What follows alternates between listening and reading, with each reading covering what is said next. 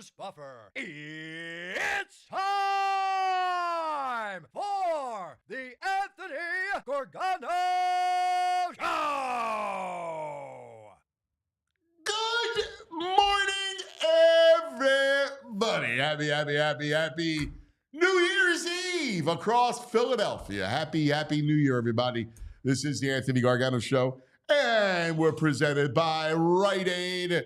You got to go to riteaid.com for the store and pharmacy nearest you. So today we bid goodbye to 2024. Wow, man. It's always, every time a new year goes, it's always a good time to reflect. And today we reflect on Philadelphia sports, on the landscape that is Philadelphia. So when you think about the state of the four teams, you think about, obviously, first and foremost, the Birds, right? Which started off last year in a loss to Tampa Bay. And it was a pretty gruesome loss. Remember, the slide happens, right? 10-1 turns into high drama. And then they get embarrassed in Tampa. They go down. There's a lot of all-season talk. Will Nick Sirianni be back? That was a big question mark, the whole thing. And then they signed Saquon. And that moment is when the fortunes would change. They wouldn't know it, but the fortunes would change with Saquon. The big story, obviously, with Sirianni is he gets two really good coordinators to come in, and we've seen the effects, right? During this magical year that's happened, we've seen the effects of Vic Fangio, of Kellen Moore on the defensive side, the offensive side, and how both sides of the ball now appear buttoned up. Sirianni's done a great job as that kind of fallen into place as the CEO coach, the leader of this team, his decision-making, right? We went through some hiccups early in the season, but he has been terrific. And it's so interesting how the year begins with the loss to Tampa, speculation about a new coach, and the year ends with the Eagles firmly entrenched as the number 2 seed, and Saquon Barkley goes for 2,000 yards. So we begin 2025 with an incredible playoff run with the Birds. Cannot wait for that to start. As we go around the horn, the Fightins, right? 2024 begins with a lot of hope. And they get off to that torrid start, and we're freaking out. This is going to be amazing. Cincinnati Park was magical. After that, remember, the last season ends with that inexplicable loss to the Diamondbacks, and where they got completely befuddled, right? They lose games 6 and 7 at home. Unthinkable. And then it begins with an incredible start. Phillies are the best team in Major League Baseball.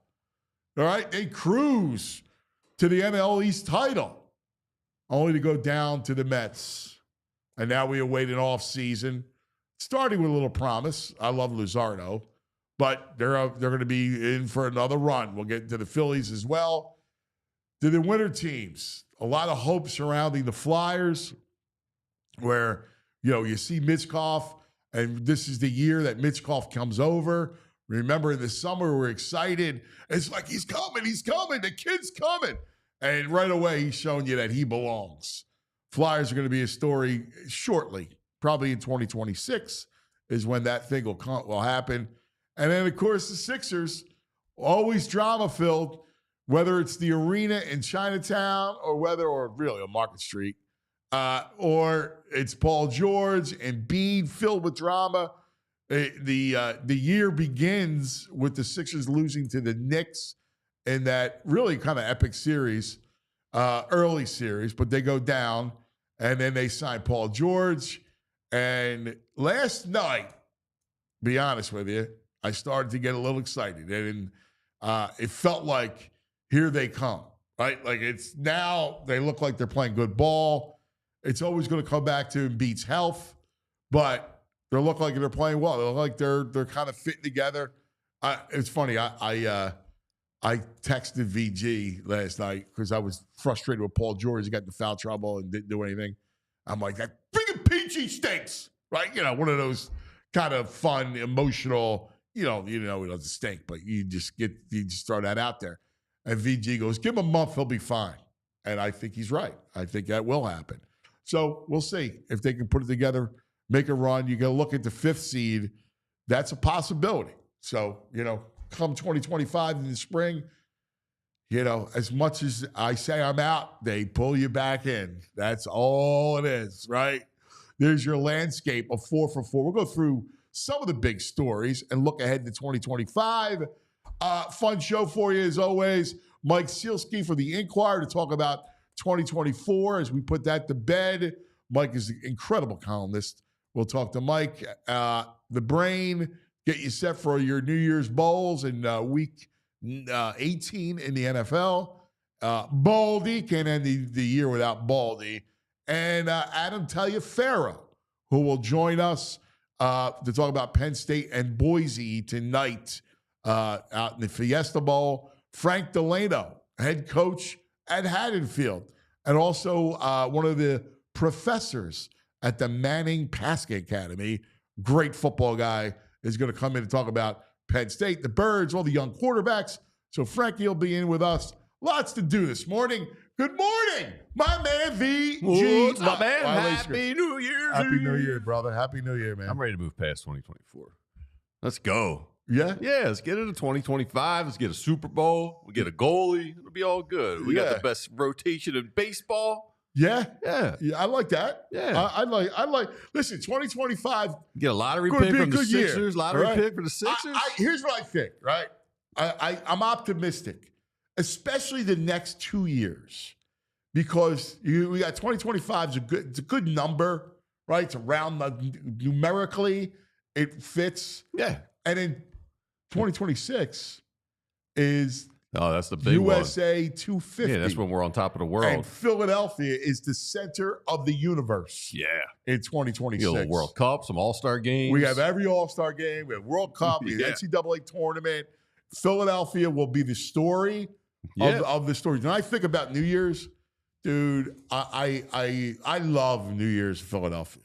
Like, I think what do you love about it? Well, I think about my childhood, right? And I think about the parade, right? New Year's Eve, being outside, everybody would spill out, right, in South Philly. And, who would be shooting guns in the air? Right? That was always the story I'll never forget.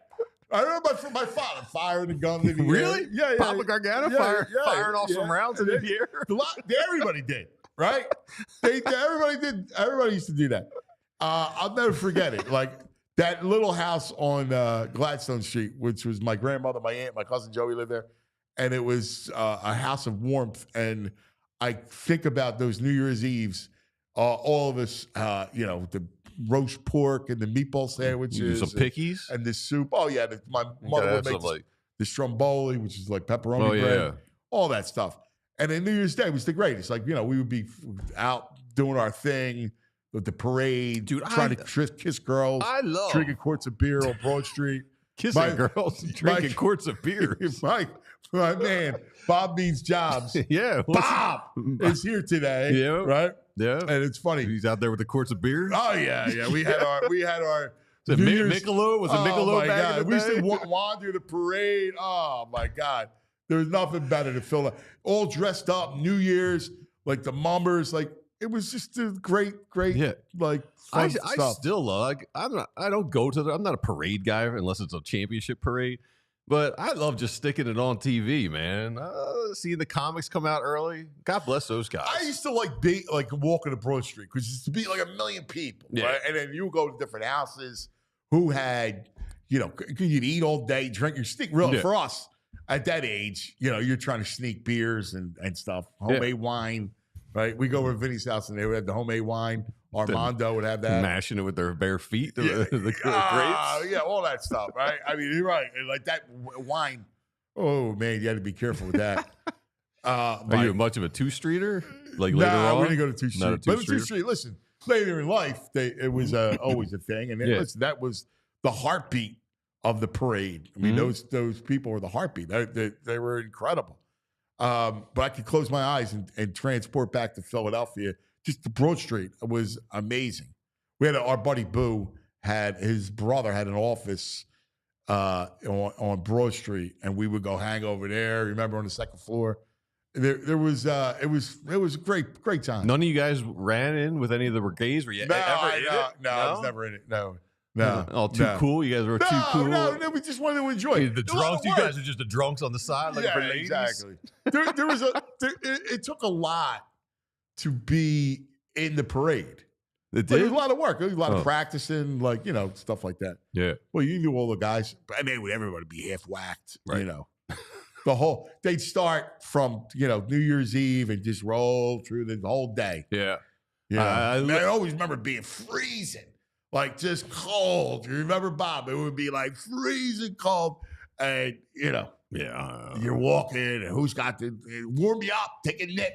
Have a nip of the Yaqwin's blackberry brandy or something. All that stuff, horrible stuff. But you would do it. It was beautiful. It was very social. That's what. And Philadelphia was dressed up. It was again. We played such a role in the birth of this country, and so I think about USA 250 and how significant we are for to sure this country. I think we do New Year's really well still. I mean, it's a little different. Times have changed, a little rowdier. I live between Broad Street and 2th Street. Yeah. So I get a nice cross. Everyone crosses, and my street becomes a nice trail of urine from the guys. They're going, every time I come out with my dog, yo, buddy, really seriously, in the middle of the street. In the middle of the street, man, come on. I used to live forever, for 20 years, I lived on Rodman Street, right? Yeah. And Rodman Street would back up. There was they would have, you could have a little bit of parking or a deck or whatever in the back of the house, which backed up to South Street, right? It was a little street, but there was a gateway you could drive like on a driveway. It wasn't a street, but you could drive through it, and it was P City. Oh yeah, it was. Anyone could walk through. Yeah, it? because it was P City. Yeah. Forget it. You walk back there at any point. Yeah. There'd be 8 guys standing in the corner yo! You got to wear stop peeing on my corner. It's like galoshes. You need some galoshes. Oh, yeah, it was horrible. It was New Year's, you had these moments. Yeah. You remember when there was a riot, Fat Tuesday riot on South Street. Was that Mardi Gras? Yes. That was Mardi Gras. Yeah, because I live right around the corner from there. I was right there. Yeah. Oh, my God. It was crazy. Just anarchy. Yeah, it was wild. But, there was always, there was stuff. But getting back to it, this was, New Year's in Philadelphia is something special. Yeah, I still agree. missed Broad Street, though. I do miss Broad Street. Yeah. It's still there. You can come out. South Broad Street when everybody would start at Broad and Shunk. Yeah, they've changed it up a bit. Yeah. Yeah, it's different. Yeah. That's why I think 2th Street now is where it's at. If you haven't been, 2th Street is just a mob scene at 6 o'clock, 5 o'clock. Yeah. On 2nd Street, it's funny how everybody calls it, you guys call it 2th Street. We call it 2nd Street. That's how. Well, yeah. I mean, we didn't call it 2th Street. I grew up calling 2nd 2nd Street up near Kensington. No, we would say down here, it's there were 2 streeters. Yeah. But if we referred to the street, what did you guys think of the 2 streeters? Well, there was a ward, it was a very Irish neighborhood, right? So we lived in more of an Italian neighborhood. So it was there was a natural clash. You guys cross it, but you loved them, you respect cousins, them, the Sharks and the Jets. Yes, exactly. 2 Street and 30th Street, 30th Street, were the Irish neighborhoods. Right. Very deeply Irish. Yeah. Even around our way, there was a lot. The other side of Broad Street had all the Italians. Yeah. Pushing them You guys are giving great visuals, by the way. I'm loving this story time. Phrase, Happy New Year, buddy. Happy New Year. There's something about that part of that time in the city, which was very, a visual, right? It had that hard scrabble, but warm center. Yeah. There was a lot of great people and warmth and love, Yeah. Mine was very different. I grew up in the country. So no city setting. Right. So there was a lot of guns being fired and a lot of fireworks, but that was it. Yeah. No, listen, it's great. And all the food. We did all the food. You guys had traditional pork? Roast pork, buddy. Sauerkraut or? No. Just pork? Roast pork. Sandwiches? Yeah. roast pork, sharp provolone, peppers. My grandmother, see that everything comes out like the long hots. Mm-hmm. my grandmother used to dry out the peppers, hanging them on a clothesline in a cellar. And then she would fry them in olive oil. And the whole house, you'd hey, walk in and you're coughing and choking. And that's how she would make the peppers. And they had the peppers and the pork. She would go to, back then, she would go to Cash's, which on Rittner Street. Get some rolls. Get the rolls. Yeah. And that was the roast pork. She'd make a pot of meatballs, pot of roast pork. My mother would make the pepperoni bread. And that was the... Did they watch the old heads watch the parade on TV? Yeah, and then when we were around, like I wanted to watch college football. Right, of course, yeah. You can't have mumbers on. No, string bands. You know, can't have guys dressed in feathers playing instruments. You got to play football. Wait, we got 4 monster bowl games today or this week. Beginning tonight, Penn State, Boise, right, and then tomorrow 3 of them. Tonight shouldn't even be a game, really. It should be. I don't know. I mean, I don't know. Should roll. Genty, I would think so. I mean, I do think they're going to win. But I am curious to see. Ashton Genty is a great player. You have to respect him. Just a great player. He's a great player, man. Yeah. By the way, Frace looks good today. He's got a collared shirt on. He's got the hair looks washed. He's ready for New Year's Eve. He does. He looks like a Peaky Blinder. He does look like a Peaky Blinder. He's got the Peaky Blinder look to him. Right, with the haircut. Yeah. That's what I go for, man. He's ready to go after today. He's going to get some courts. I got the blades in the hat. I'm ready to go for tonight. You look like a Peaky Blinder. You got to get some quarts of beer and head the Broad Street. Yeah, sounds like it. That's right. That's right. All right, so let's discuss this. The biggest stories of the year, I kind of went through it a little bit. Yeah. But if I give you, let's go Eagles. What's your biggest story of the year? For a couple that comes right to mind. Obviously, Saquon. Yeah, Saquon. And it's the kids, the young kids in the secondary. They're the 2 biggest stories for me. Yeah. Cooper. And the resurgence, you know? Yeah. I like shaved head Nick. I've become more fond of Nick these days.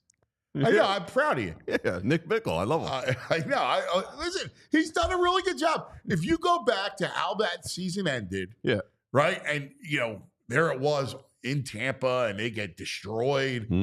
You were questioning everything. Yeah, and we were questioning everything like week 4. Yeah, 3 going into after the bye, after week 3, right? Yeah, or whatever it was. I mean, it was week he's 4. turned into. Yeah, week 4 was going into the bye because bye was week 5. Yeah. He is the Garrett Stubbs of the Birds. He's their vibes man, and they got good vibes. They do. Locker room looks happy. And listen, I mean, they're prepared. The other thing is, say whatever you want, they're prepared.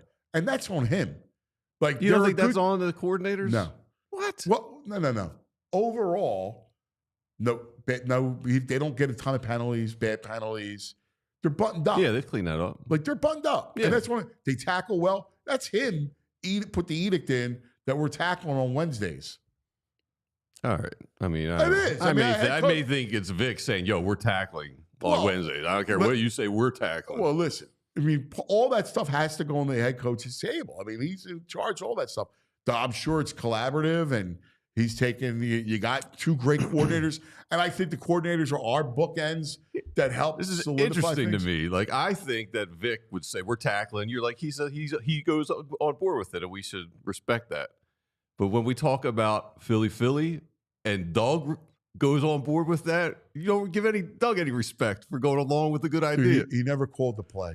He went along with it, though. He didn't call the play. He went along with it. He's the play caller. There's no disrespect to Doug. Oh, nice picture of Nick Bickle. He looks good. Looks like a mugshot. Yeah, he looks great there. I love that picture. He was peeing on 2 Street there. That's right. He does. Looks like he's ready to scrap.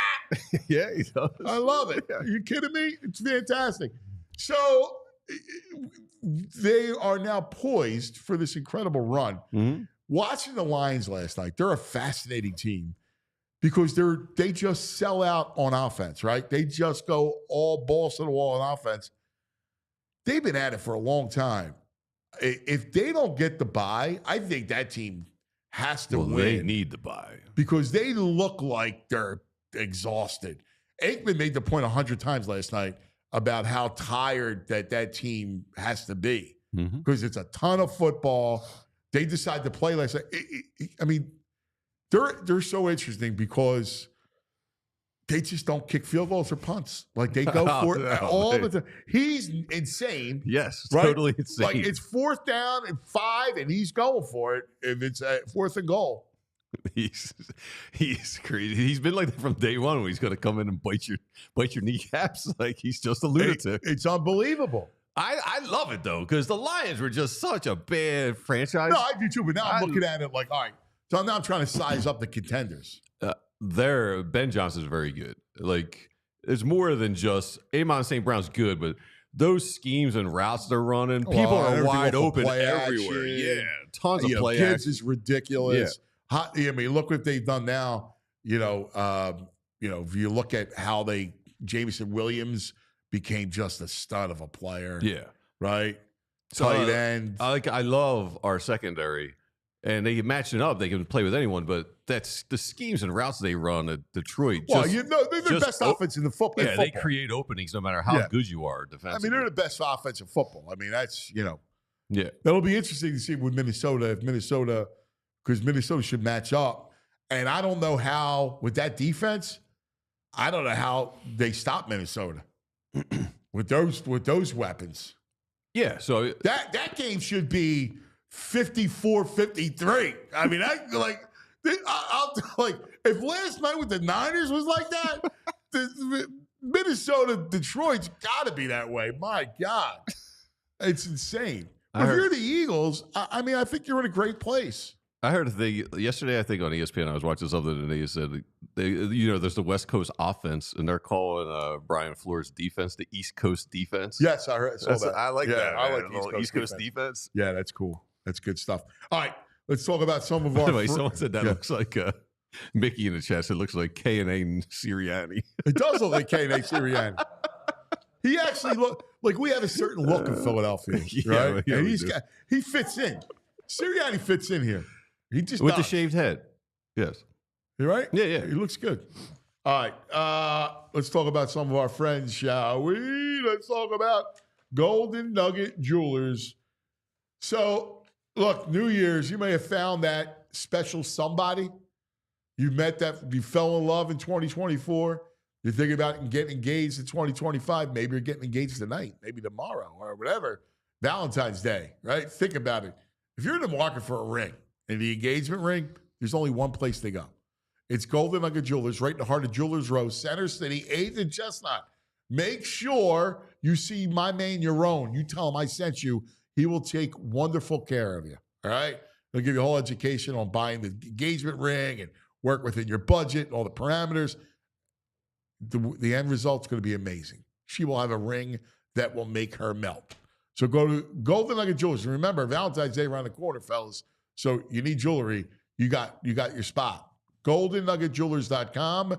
Golden Nugget Jewelers, where Philly gets engaged. Also, let's talk about our friends at Rothman Orthopedics. Your joints aching, your hands cramping, your back out of whack. Rothman's got you. At Rothman Orthopedics, practicing specialized care has been their passion for over 50 years.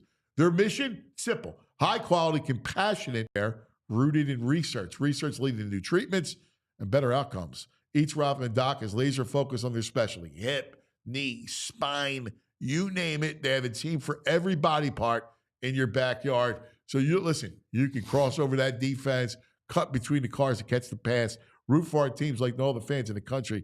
The Rothman Orthopedics, they specialize in you, and that's been for over 50 years. That's right, more than 50 years. And Rothman's participated in thousands of groundbreaking research and clinical trials. The goal of advancing knowledge, developing treatments, improving outcomes for the benefits of their patient. That's right, for the benefit of all their patients. That's what they do. Rothman Orthopedics specializes in orthopedics, and you visit RothmanOrtho.com/PHLY. RothmanOrtho.com/PHLY to learn more. Know where I went with my broken neck? Rothman. Yes. Look at you now, man. Look at me now. Yeah. Speaking of that, our man Adam Taliaferro. Yeah. Who suffered a survivor of neck, and it's amazing. Adam will join us coming up at 10:30. Talk a little PSU football. Can't wait. Yeah, it'll be fun. But joining us right now, I love him. He is, and he's a joy on the show. I look forward to catching up with him weekly. We love to read him. You have to read him. He, of course, is the great columnist for the Inquirer, Mike Sielski. Happy New Year, Mike. Happy New Year, and happy holidays, guys. Good to be with you. So let me ask you a question. Give me your memories growing up Philadelphia New Year's? Oh, that's a great question. I remember Y2K being at a party in the city with friends. I was with like two friends, and we went to a house party in Center City with a bunch of people who I didn't know. And I thought, I'm going to be surrounded when the world ends by all these people and I don't have no idea who they are. And then, of course, it was the new year, and it was the year 2000, and nothing happened. Dude, it's so funny you brought that up. I was flying back from Vancouver. I was at the Inquirer. I volunteered to do a West Coast hockey Flyers trip. So I was. Well, you're a good soldier. Holy cow. Yeah. But the deal was I had to come back for New Year's Eve. So for Y2K to be with my girlfriend, now wife. And so I'm coming back. I was supposed to get back the day before. I'm in Minneapolis airport. My buddy Vinny's calls me, wherever, on the phone. I go, where you at? He goes, I'm in Minneapolis. I go, I'm at Minneapolis, the airport. He goes, I said, I'm at gate C7. He goes, I'm at gate C5. So I'm like, dude, beers. So we both canceled our rest flights, went and checked into the Marriott, drank all night, and then I caught a flight. Oh, my God. I caught a flight. My wife goes, are you coming home or what? I'm like, yeah, I'll be home by New Year's Eve. No problem. I thought you were going to tell me that you were afraid that you were going to be on the plane from Vancouver back to Philly when the New Year happened at Y2K and the plane just shut down. It was funny.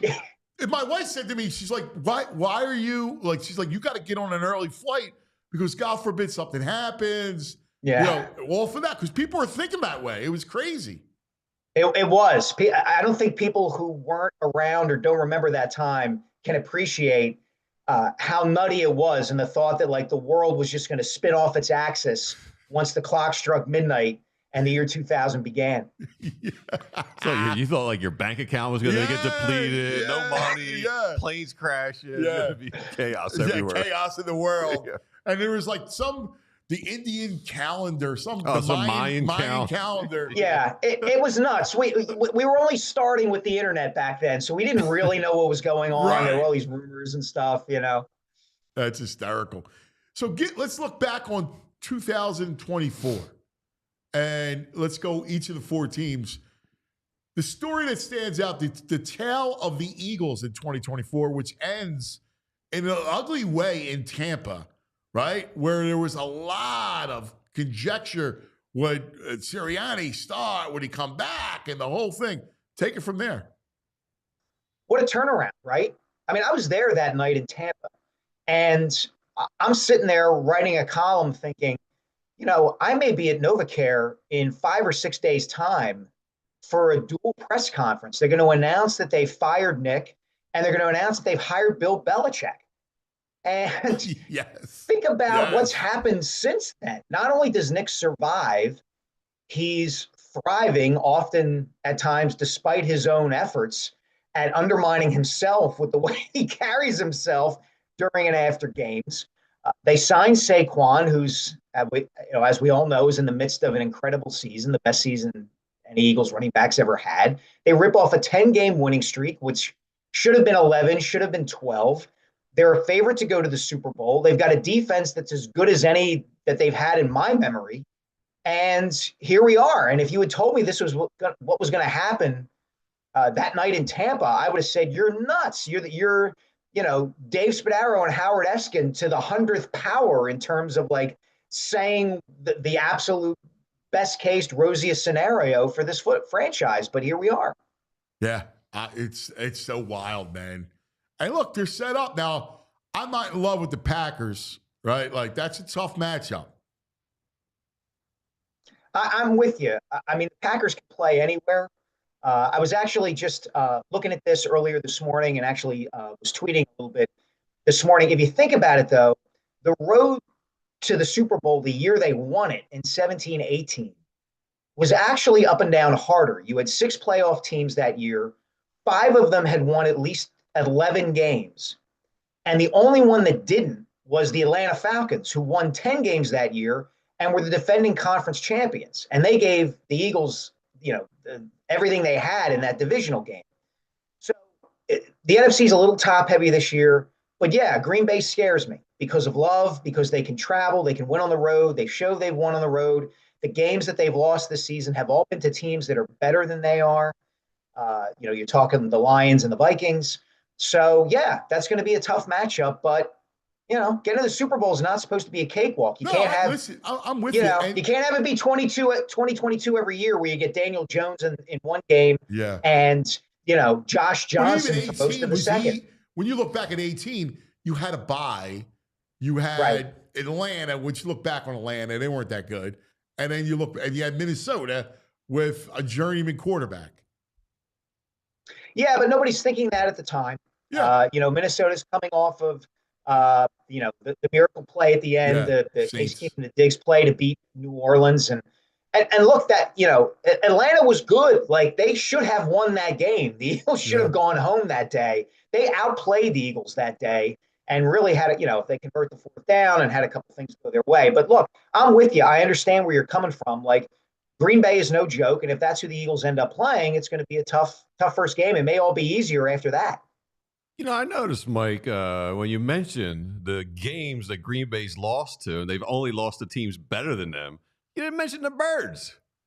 The Birds are better than them. There you go. The Birds are better than them. And they still are. They were better than them week one. They're better than them now. Packers schmackers.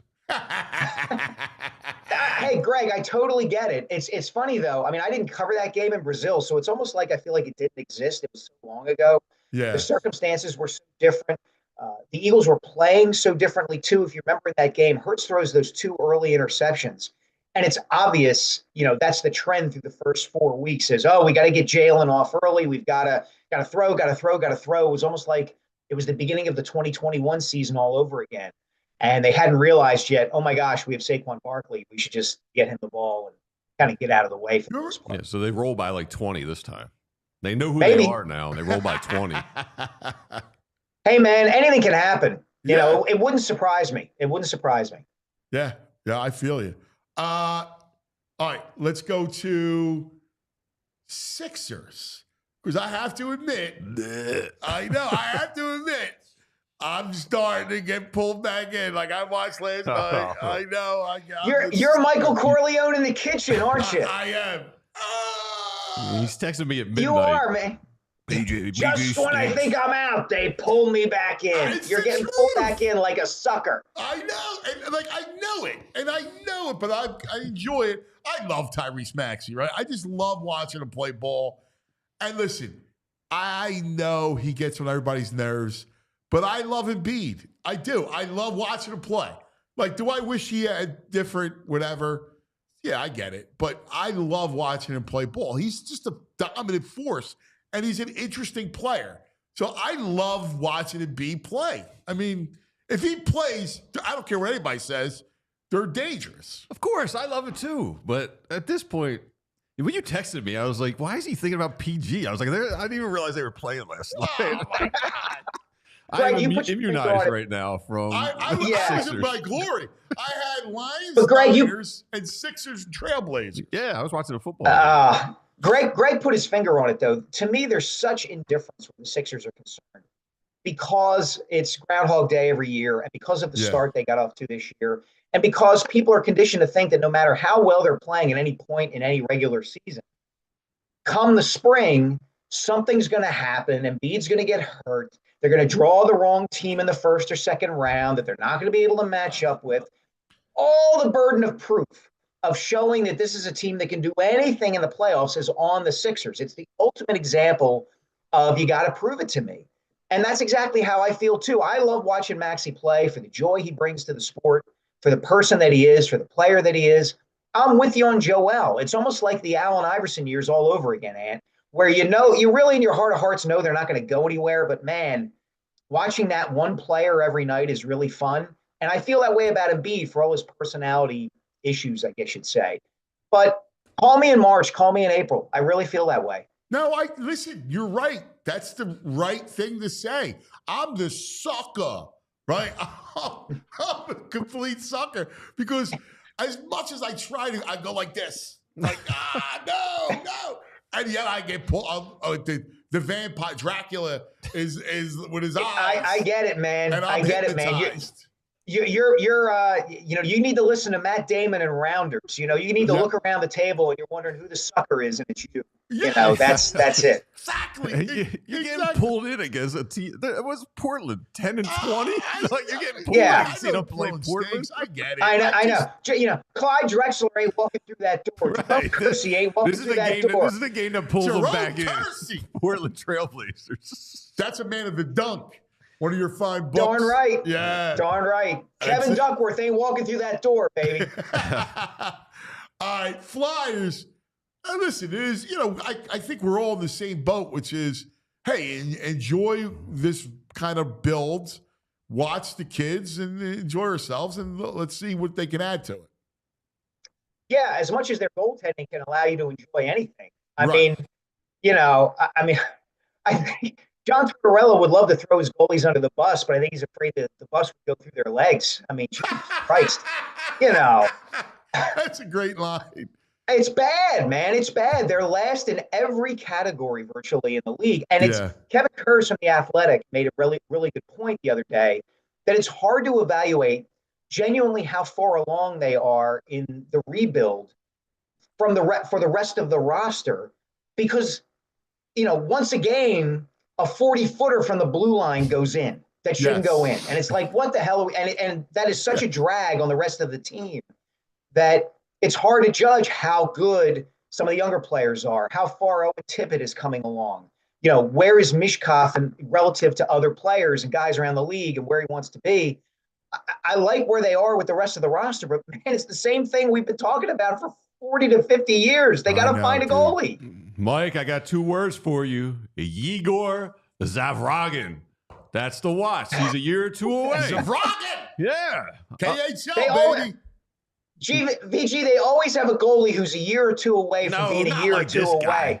This guy's 19 playing with men. He's got a save percentage of like 92%. He's 2.49 goals against average. Who is the dude, Mike? Wallet. You remember that? Oh, Maxime. I was just going to say it, man. Maxime Oulet, back in the late 90s. My God. Tommy Soderstrom. Give me Robert Ash in 2004. Who drank 44 Coors Lights on the golf course and then go out and just shut out the Devils in the first round of the playoffs. At least he gave you a chance. Bob Ash. That's right. Bob Ash. All right. Fightins. So it's amazing. It's been a weird year because it ends, right? You're coming off of, what's the matter? Someone said spiral out. So the Flyers are only missing 4 centers, 4 D-men, and 2 goalies. Well, we got these called. Yeah. That's right, man. So Phillies, it starts a year ago where they, go out and somehow lose game 6 and 7.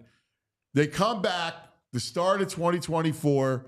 They're on fire. And it was a weird happening because as much as the ballparks always feels good, it felt like October and May. Yeah.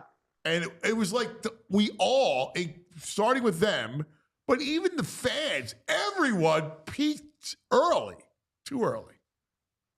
Yeah, I think you're 100% right. I think the Phillies are in danger of making the transition, if they haven't already made it, that the Sixers made in like 17, 18, 19, where they went from being this amazing, kind of out of nowhere, up and coming story. We've been waiting for them to be good. And now they're finally good and they're kind of exciting. And then it's like, okay, you actually have to win something now. And that playoff series against the Mets, and as you said, Ann, even like the second half of the season, there was this feeling of like, okay, like, let's do this now. And they didn't do it. And it's really interesting to me to see, looking ahead, what the atmosphere is going to be like at the ballpark, given the relatively small, I guess you'd say, moves that they made in the offseason. So many people nowadays want the juice of change so much in sports, right? They want their team to make the big move, whether the big move is actually going to help their team or not. They just want something different. It's our attention spans, it's fantasy sports, it's all this stuff. And the Phillies didn't really do that, aside from signing, helping the starting pitching. Luzardo and a bullpen arm or two. So I'm curious to see what the atmosphere at Citizens Bank Park is like. And I'm also obviously curious to see, can Alec Boehm get any better? Can Bryce Stott get any better? What happens with the younger guys? Does Painter come up at some point during the season? You have to think he will. And what happens with the vets? Like, is Trey Turner any different? Does he hit line drives again? Is he the guy that they thought they were getting? They're done. I still think they address center field. So Kepler, like if you look at Kepler, you're not going to have Kepler and Marsh. You're just way too lefty dominant. Yeah. Like the Kepler move tells me that they're going to replace Marsh, that they're going to get a right-handed bat in center. Hey, that would be great. It would give something, again, as I said, like, oh, okay, this is different. They're changing the mix. Yeah. I'm with you on Marsh. Great guy. Love that he's a cult figure, but can't hit left-handed pitching. He's a fourth outfielder. We see that now. He doesn't mash right-handers enough to be able to play even as a platoon player, like as an everyday platoon player. So let's see. Maybe you're right. Maybe they do something else, but I feel like they're kind of teetering. Like if they get off to a slow start, I think it could get a little rough down there at the bank. Really? Wow. Yeah, I think people are getting impatient. Yeah. I think people are getting impatient. Yeah. I don't know, man. You rough in what sense? Like booze or like not a big crowd? I think the atmosphere would get a little rough, especially for Turner. I think he's kind of become the symbol of, they couldn't, as Ant said, couldn't beat the Diamondbacks in 6 and 7. Totally disappear. The offense totally disappears in 24 against the Mets. I think he's going to have a target on his back. I really do. And I think he's a good guy. I don't want to see it. Wow. Yeah. I think, but you know why, VG? Because I think people feel like maybe I'm speaking for too many, I'm painting with too broad a brush here. But I think the average Phillies or Philly sports fan feels like we gave you our love. We gave you the shot of creating the best kind of atmosphere for you to thrive, and you are still not thriving. So now we're going to go the other way. I don't know. I feel like it's different. They're so likable. For some reason, this city likes these players. I don't know. I think they give them a bit of leeway here. It'll be interesting. I don't know. It'll be interesting. I'm a little less optimistic than you are about that. All right. Now I want you to go into your crystal ball. All right. Okay. I want you to kind of look, close your eyes. What do you see? What do you see in 2025? I see the Eagles reaching the Super Bowl just because it would complicate my life so much, and that's what I defer to. I mean, I'm working on one book. I got another book coming out in February. I've got family stuff. I've got Inquirer responsibilities. It would just complicate my life so much that I know they're going to reach the Super Bowl. So that's a given. But in all seriousness, I think they're the favorite. I do. The Dunk book comes out in February. Right. Magic in the Air. That's the February. That's why we talk about the Kersey. That when you have to come in on that, all right? When that book comes out, I will love to. Yeah, absolutely. You come in studio. We gotta. Dude, I will be stand forget the studio. I will stand at the corner of Broad Market with a sandwich board saying we'll sell books for food. So don't worry about it. I'll go wherever you need me to go. Yeah, I think the Eagles are the favorite. I honestly do, coming out of the NFC. As good as Detroit looks, they're still banged up. As good as the Vikings look, Sam Darnold, you can trust him. And I think the Eagles can beat you in so many different ways that if I had to pick one team in the NFC, I would pick them. What do you think? You think it's going to be Birds, Kansas City again? I think it's going to be Birds, Buffalo. Oh, dude. I do. The greatest thing in the world. Eagles, Bills, Super Bowl. In New Orleans. Those two fan bases in New Orleans. It would be insane, and I have to admit, VG, I have to admit, there would be a part of me.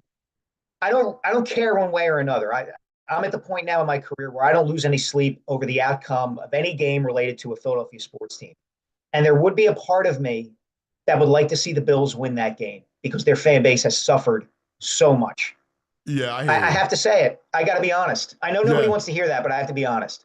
Yeah, no, I feel no, but I can't. Listen. Now I'm Trey Turner. No, but Mike's talking from a bigger. He said there's a part of him. But listen. It comes from a place of justice. This Sielski's a real pot stirrer. I'm not trying to stir the pot, VG. I swear. Stop it. I read your column this week. You're a pot stirrer, buddy. Which one? The one talking about like Hurts isn't. If Hurts isn't around, they might not even need him because the quarterbacks are good enough. No, the backups. No. What I'm not saying the quarterbacks are good enough. I'm saying they're a great team with a healthy Jalen. Yes. And without him, they have the infrastructure to potentially survive not having him. Yeah, slighting Hurts a little bit there. Nah, I mean, look. The infrastructure, I'm looking at it right now. The infrastructure's in place. Sunday reaffirmed it. The Eagles have been here before. These Eagles look like they can handle it. Yeah. You're a pot stirrer a little bit.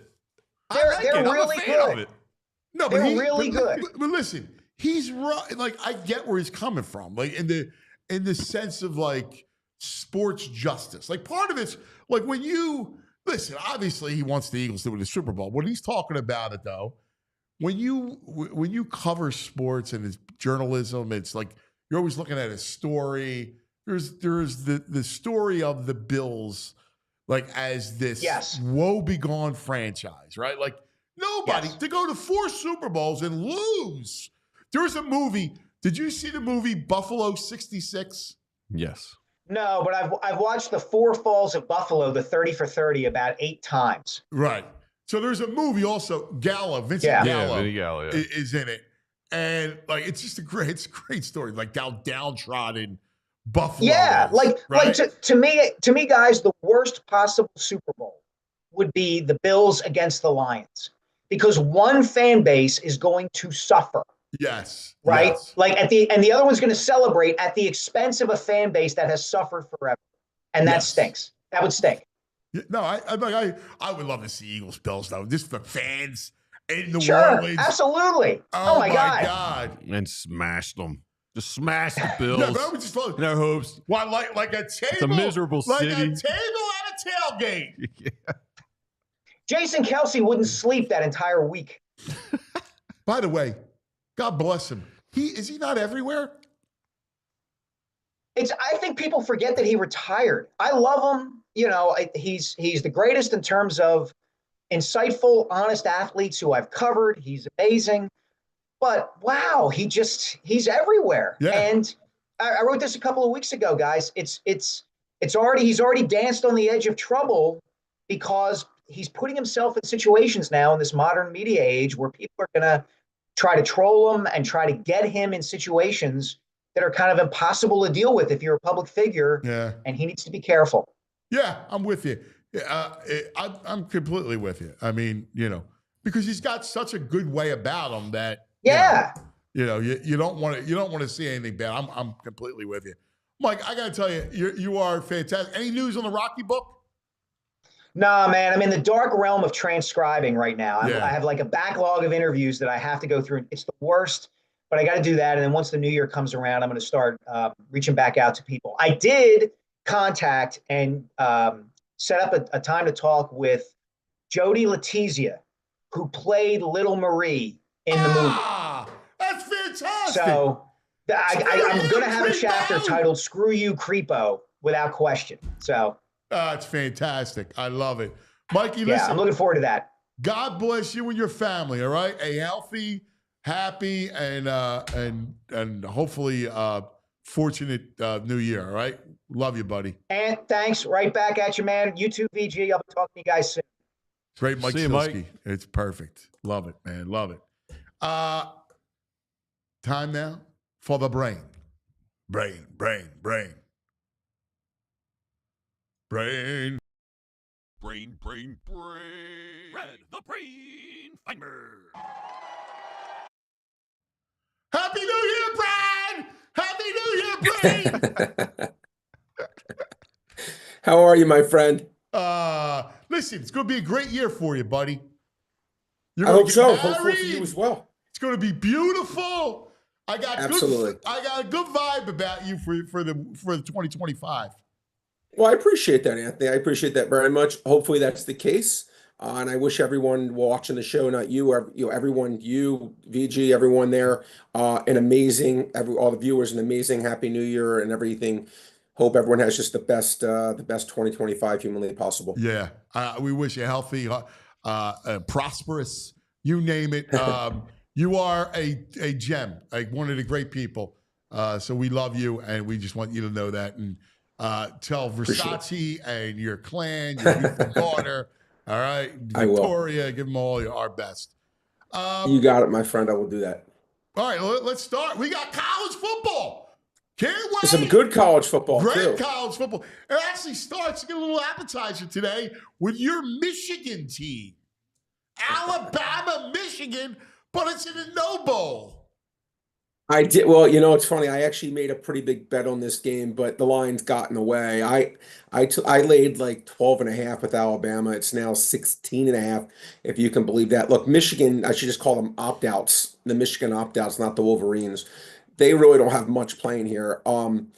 Alabama should be able to score points against this version of Michigan's defense. Yeah. But again, the line's gone up 4 points since I did it. I can't just scuff away at 4 points and say that doesn't mean anything, because it does. But I think this is going to be an Alabama rout. I'm not saying it's going to be like the Florida State game when they had all the opt-outs last year and they lost 62-0. But I think this is going to be an ugly one. Yeah, that's my. I mean, that's the my, problem I don't is think this is going to be. They lost. They're half their front, which is where they made their business. Their top cornerback, like who's covering Williams? Anthony, again, this is going to be, again, maybe they just are able to do it because it's a great program, but I think Alabama should be able to. This is one of those games I feel like when I'm like watching it, or let's suppose I was out for going to lunch, and I came back at the end of the first quarter, I'm just expecting to see 14-0 into the first quarter. Yeah. And then from there, I think it's going to, that's just my opinion. Yeah. We will see. Yeah. Right now on Bet Parks, it's 15.5. It's actually a point lower than most places. So there's a little bit of value actually on the Alabama side, in my opinion. But I don't think this game's going to be particularly close. Again, I will bet against whoever, I bet the numbers, and I think Alabama in this particular spot should roll. But again, it's baked into the line. It's not cheap. All right, let's go to tonight. Let's go to the games that matter. Oh, Boise, Penn State, Genty against the Knicks. What do you think, buddy? Yeah. Well, so it's interesting, Anthony. First of all, Genty, and again, I know my lane, so to speak, and I'm not a talent evaluator, so I would never confuse myself for that because I'm wrong plenty of times. But when I watched this kid play, Anthony, and I've probably watched him play watched Boise play at least 7 or 8 times, I'm guessing. He to me I've probably been more impressed. I was actually trying to think, you're going to call me maybe nuts here. I don't know if I saw a running back I liked as much since Barry Sanders. You may say, Brad, you're something's wrong with you. Maybe Saquon. Those were the 2 guys that I just was like, oh my God, this guy to me is one of those. I hear you. There's a reason why. Because I've seen him play like that probably 7, 8 times too. And no, I don't think you're crazy about it. And yeah, the thing with him is at some point he's going to bust one. It just exactly. He just does. Like he's truly a talent, man. He truly is a talent. I feel you.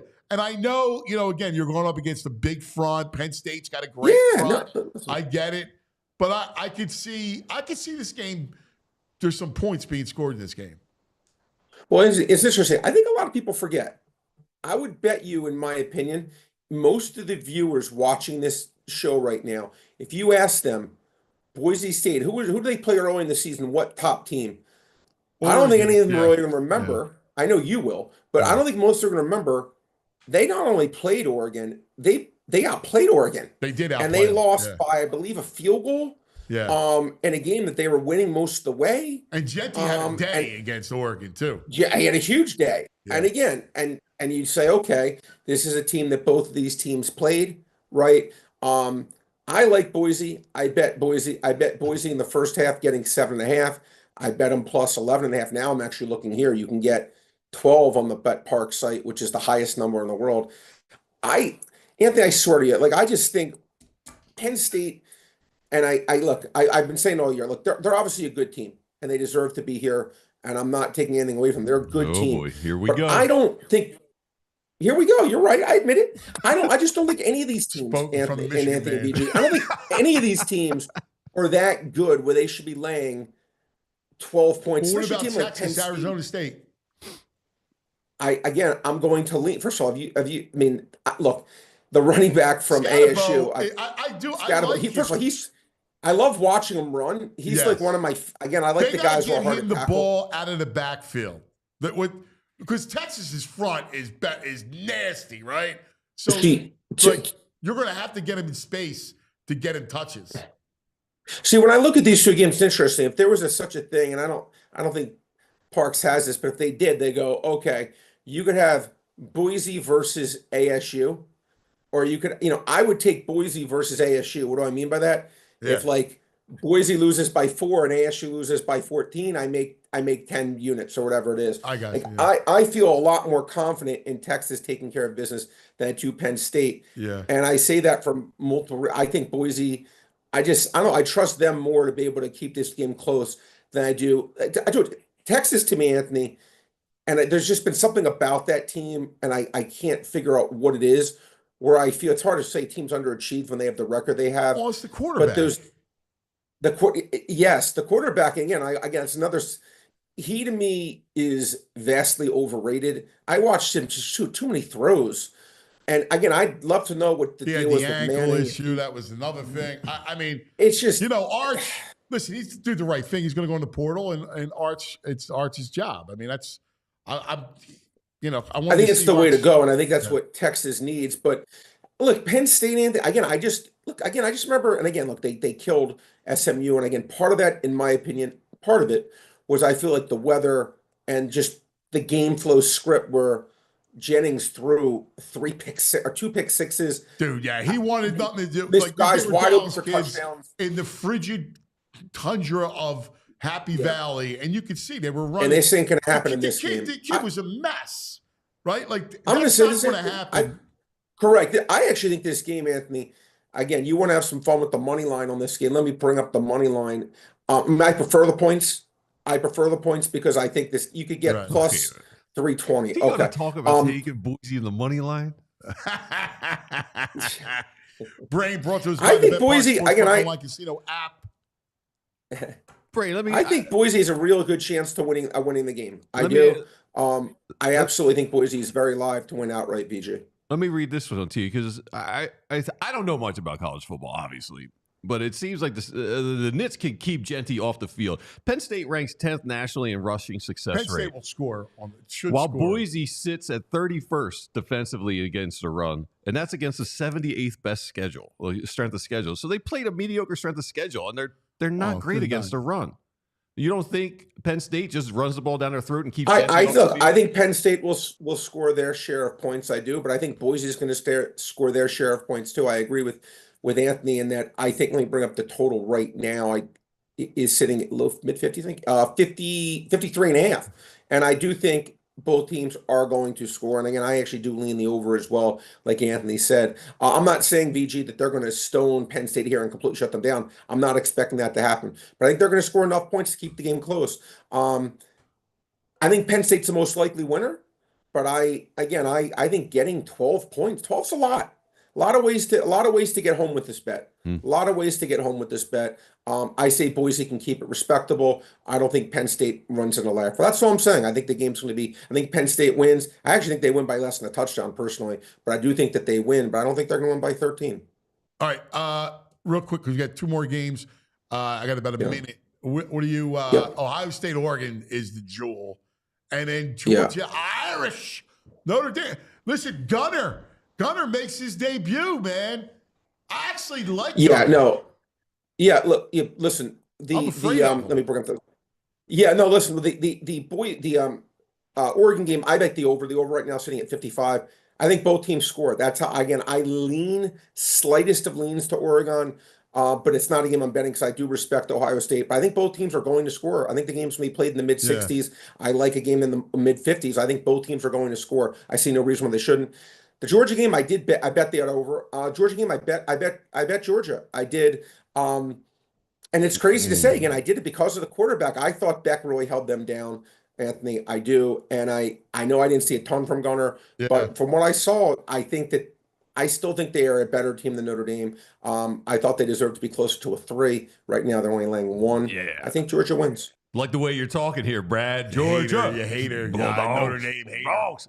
He's on Bulldogs, and he's on an over. Brad on an over. I'm loaded. There up you go, man. Oregon over. My brother. Hey, look, My brother, listen. Have a great, healthy, happy New Year, my brother. We love you. Last thing, Anthony, before I let you guys go, you would not play Saquon, I assume, both you guys? I would not. Nah. Okay, I agree. Yeah, I agree. Just want to know if you agree. If I'm the coach, you can't. You can't. If I'm a fan, I say, "Oh, I'd love to see it," but you're Nick. You can't. But I will say this. Last thing. Like, imagine. Forget about injuries, right? We always talk about injuries and stuff. Imagine with a week off, like fresh legs. You don't need to stress him anymore. They haven't had a bye week since week 5, right? You don't need to stress him going into the playoffs. Can I just make one counter argument? I'm glad you see the light now. I mean, I told you. You asked me if you made me coach, what would I do? What would I tell you? Play him. Didn't Belichick, though, always play his guys? Yeah. He needed to sleep on it. Yeah, right. No, I told you that. Go ahead. Didn't Belichick always play his guys? Didn't he never rest anyone, if am I misremembering?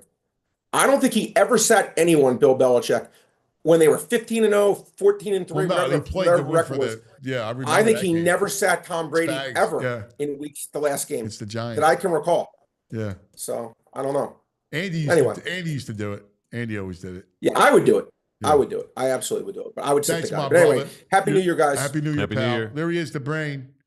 Brain. Brought to us by the Bet Park Sportsbook online casino app. Like, don't forget all those games coming up. You got to download the app right to your phone.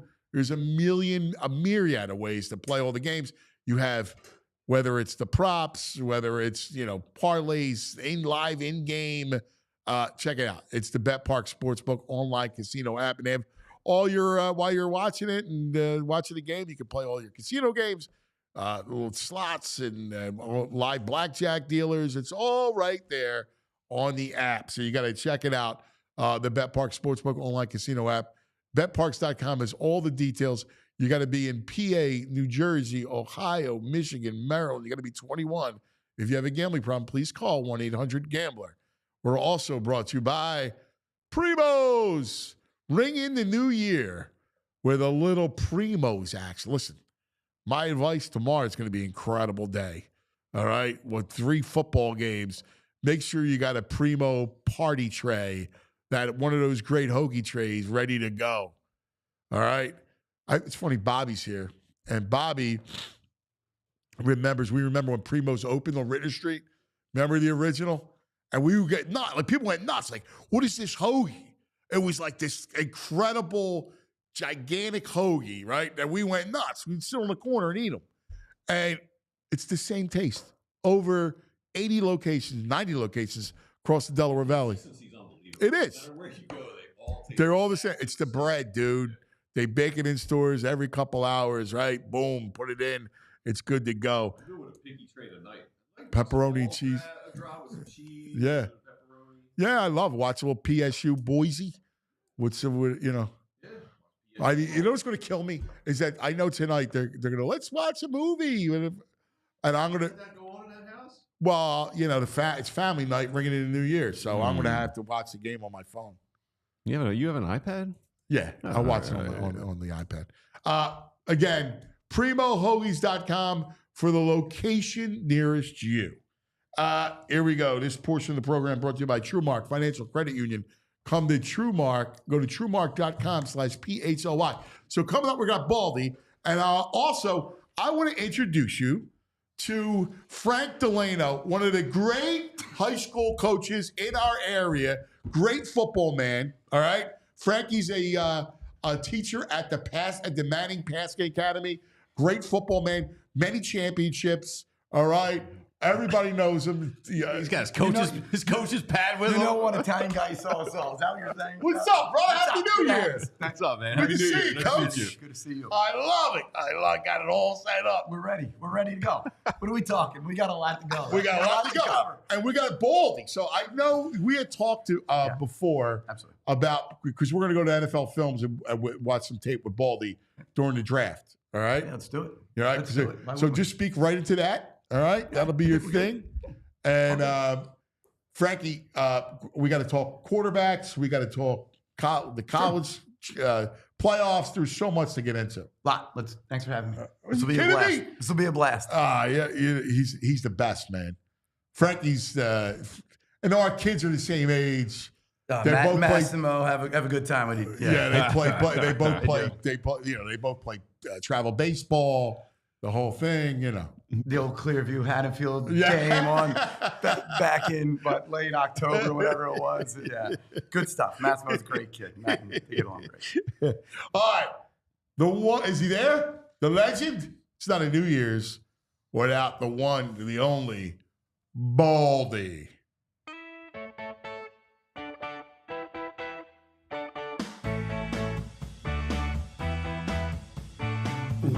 Baldy. Oh, let's talk some football. Ay, Baldy. Oh, he likes meats and football. Oh, Baldy.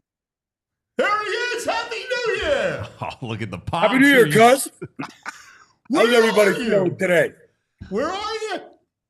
I'm just, I'm just enjoying the good life down here, man. I'm going to get in that water here in about 2 hours. A lot of boats out there today. I don't know if it's lobster season or what, cuz, but there's a lot of dive boats out there catching something. And usually there's not much right out there. So I'm going to go take a peek. So where is the setting that you're at right now? You look fantastic. I'm in Fort Lauderdale, right here at my house. I got right there, 100 yards to the beach. So it's a good spot. That looks great. That's the window in the background? It's just, I'm on the balcony right here. Oh, look at that. Oh, Baldy looks great, What's man. the water like, Baldy? Is it like you like it like sheen? Is that how you like it? There's not much swell out there today. It's pretty calm. Pretty calm. It should be pretty clear. Should be able to get probably 80 feet of visibility. If I get 80 feet of visibility, I'll be able to see all the big things coming at me. Is it if they do? Is it a second 80 buoy feet's day? good. Second buoy day? Do you get out to the second buoy? If I take my board out, if I take my paddle board out, I could get out to the second buoy pretty easy.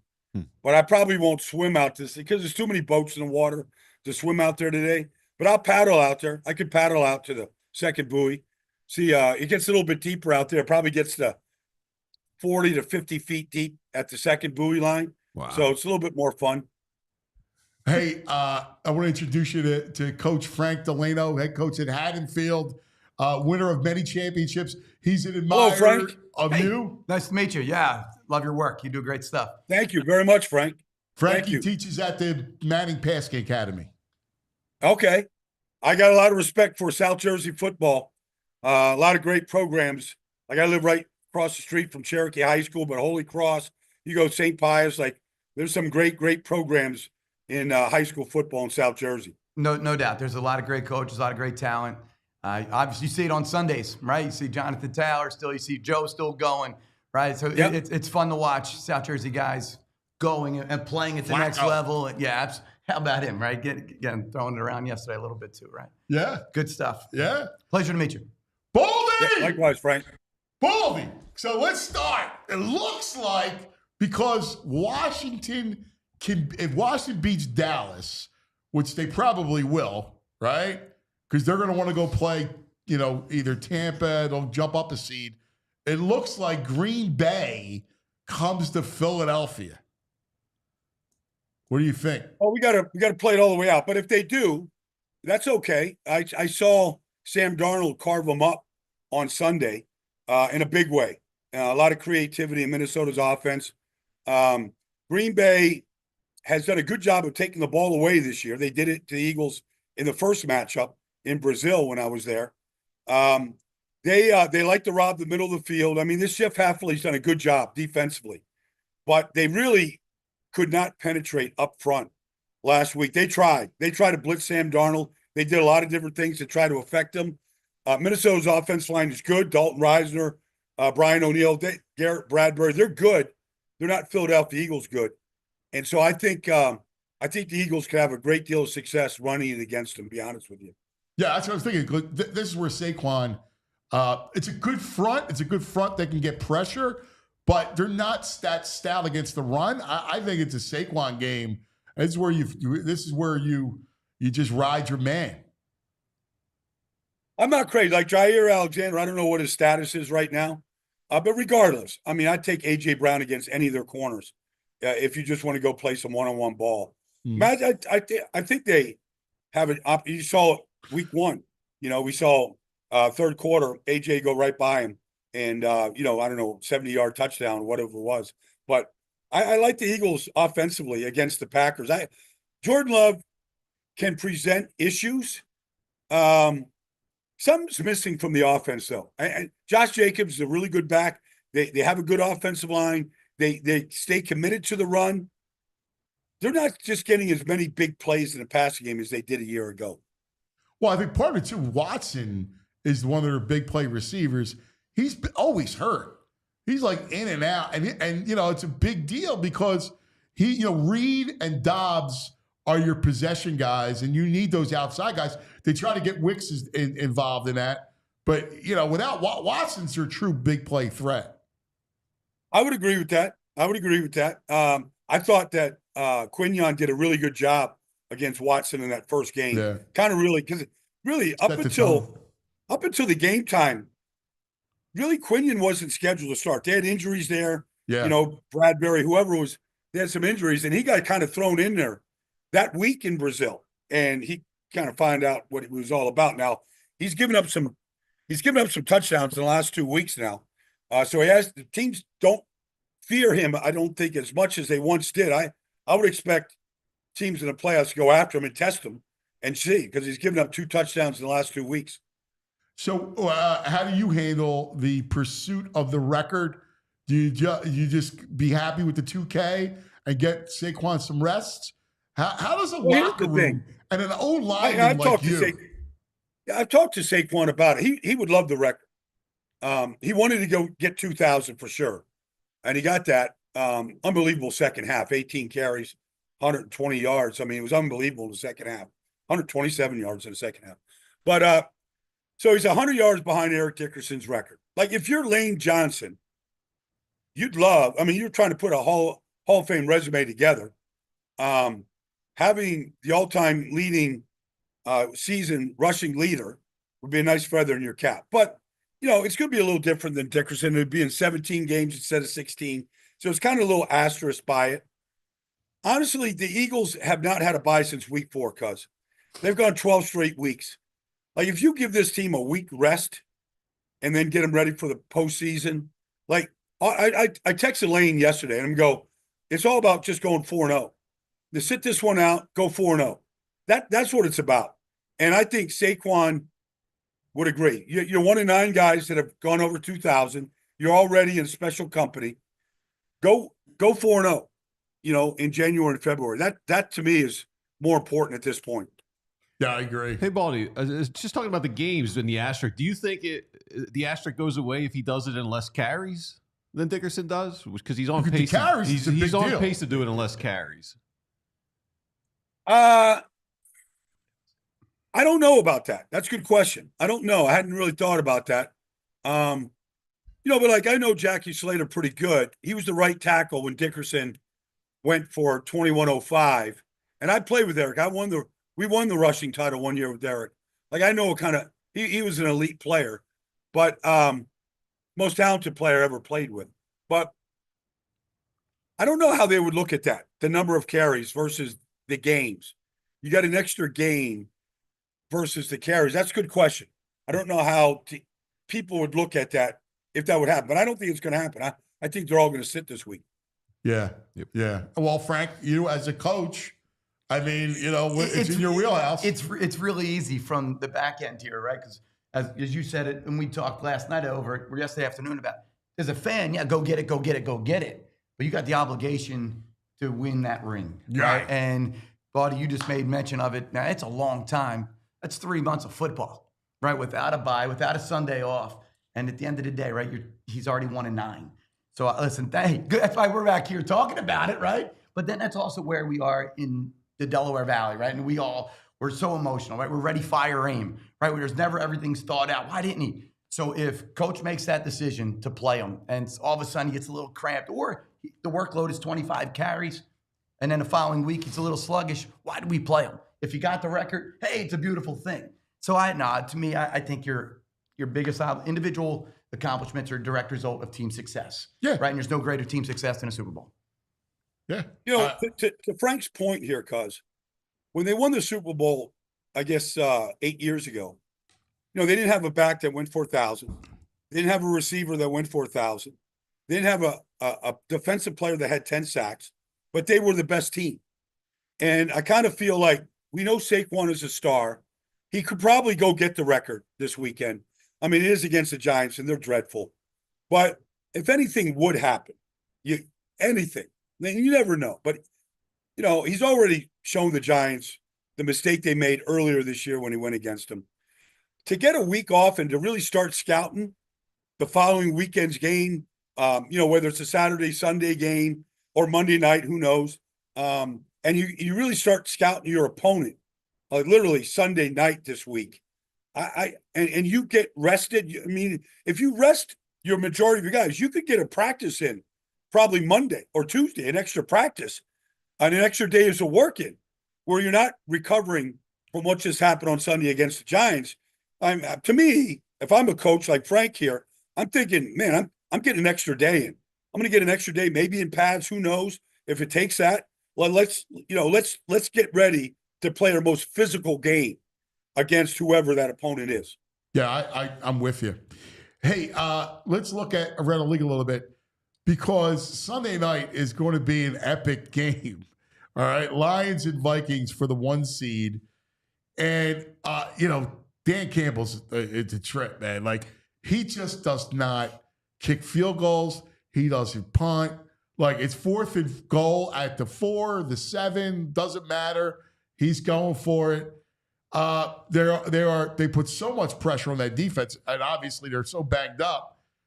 I don't know who stops who in that game. That should be an epic game. Well, think about this. I mean, maybe I don't have all this right here because I'm still kind of, but the loser could be 14-3. Yeah. And a 5 seed, right? Yeah. 14-3 and a 5 seed. Like, that's almost unheard of. I don't know that we've ever seen. And somebody, the NFL, PFF, whatever, they have this. I mean, they have 2 14-2 teams. 2 teams with just 2 losses to finish the season. I mean, it's epic. And so Minnesota, I mean, we're talking about 2 of the best offenses in all of football. And they kind of do it differently. But they're both really, really good. Kevin O'Connell and Ben Johnson.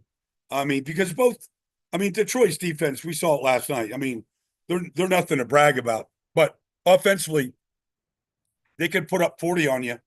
And the Vikings have a 9-game win streak, and they do it a lot of different ways. But when you're trying to defend Jordan Addison and Justin Jefferson and T.J. Hawkinson in the pass game, and Jalen Naylor as their 3rd receiver, I mean, that's about as hard as it gets. Yeah, and Aaron Jones out of the backfield. Like, you are.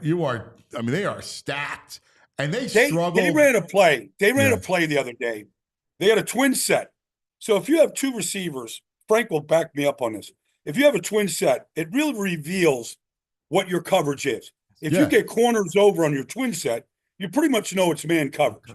Yeah. If they're just basically dropping a safety down or covering it in that, it's probably zone. So they're in man coverage with Justin Jefferson and Jordan Addison.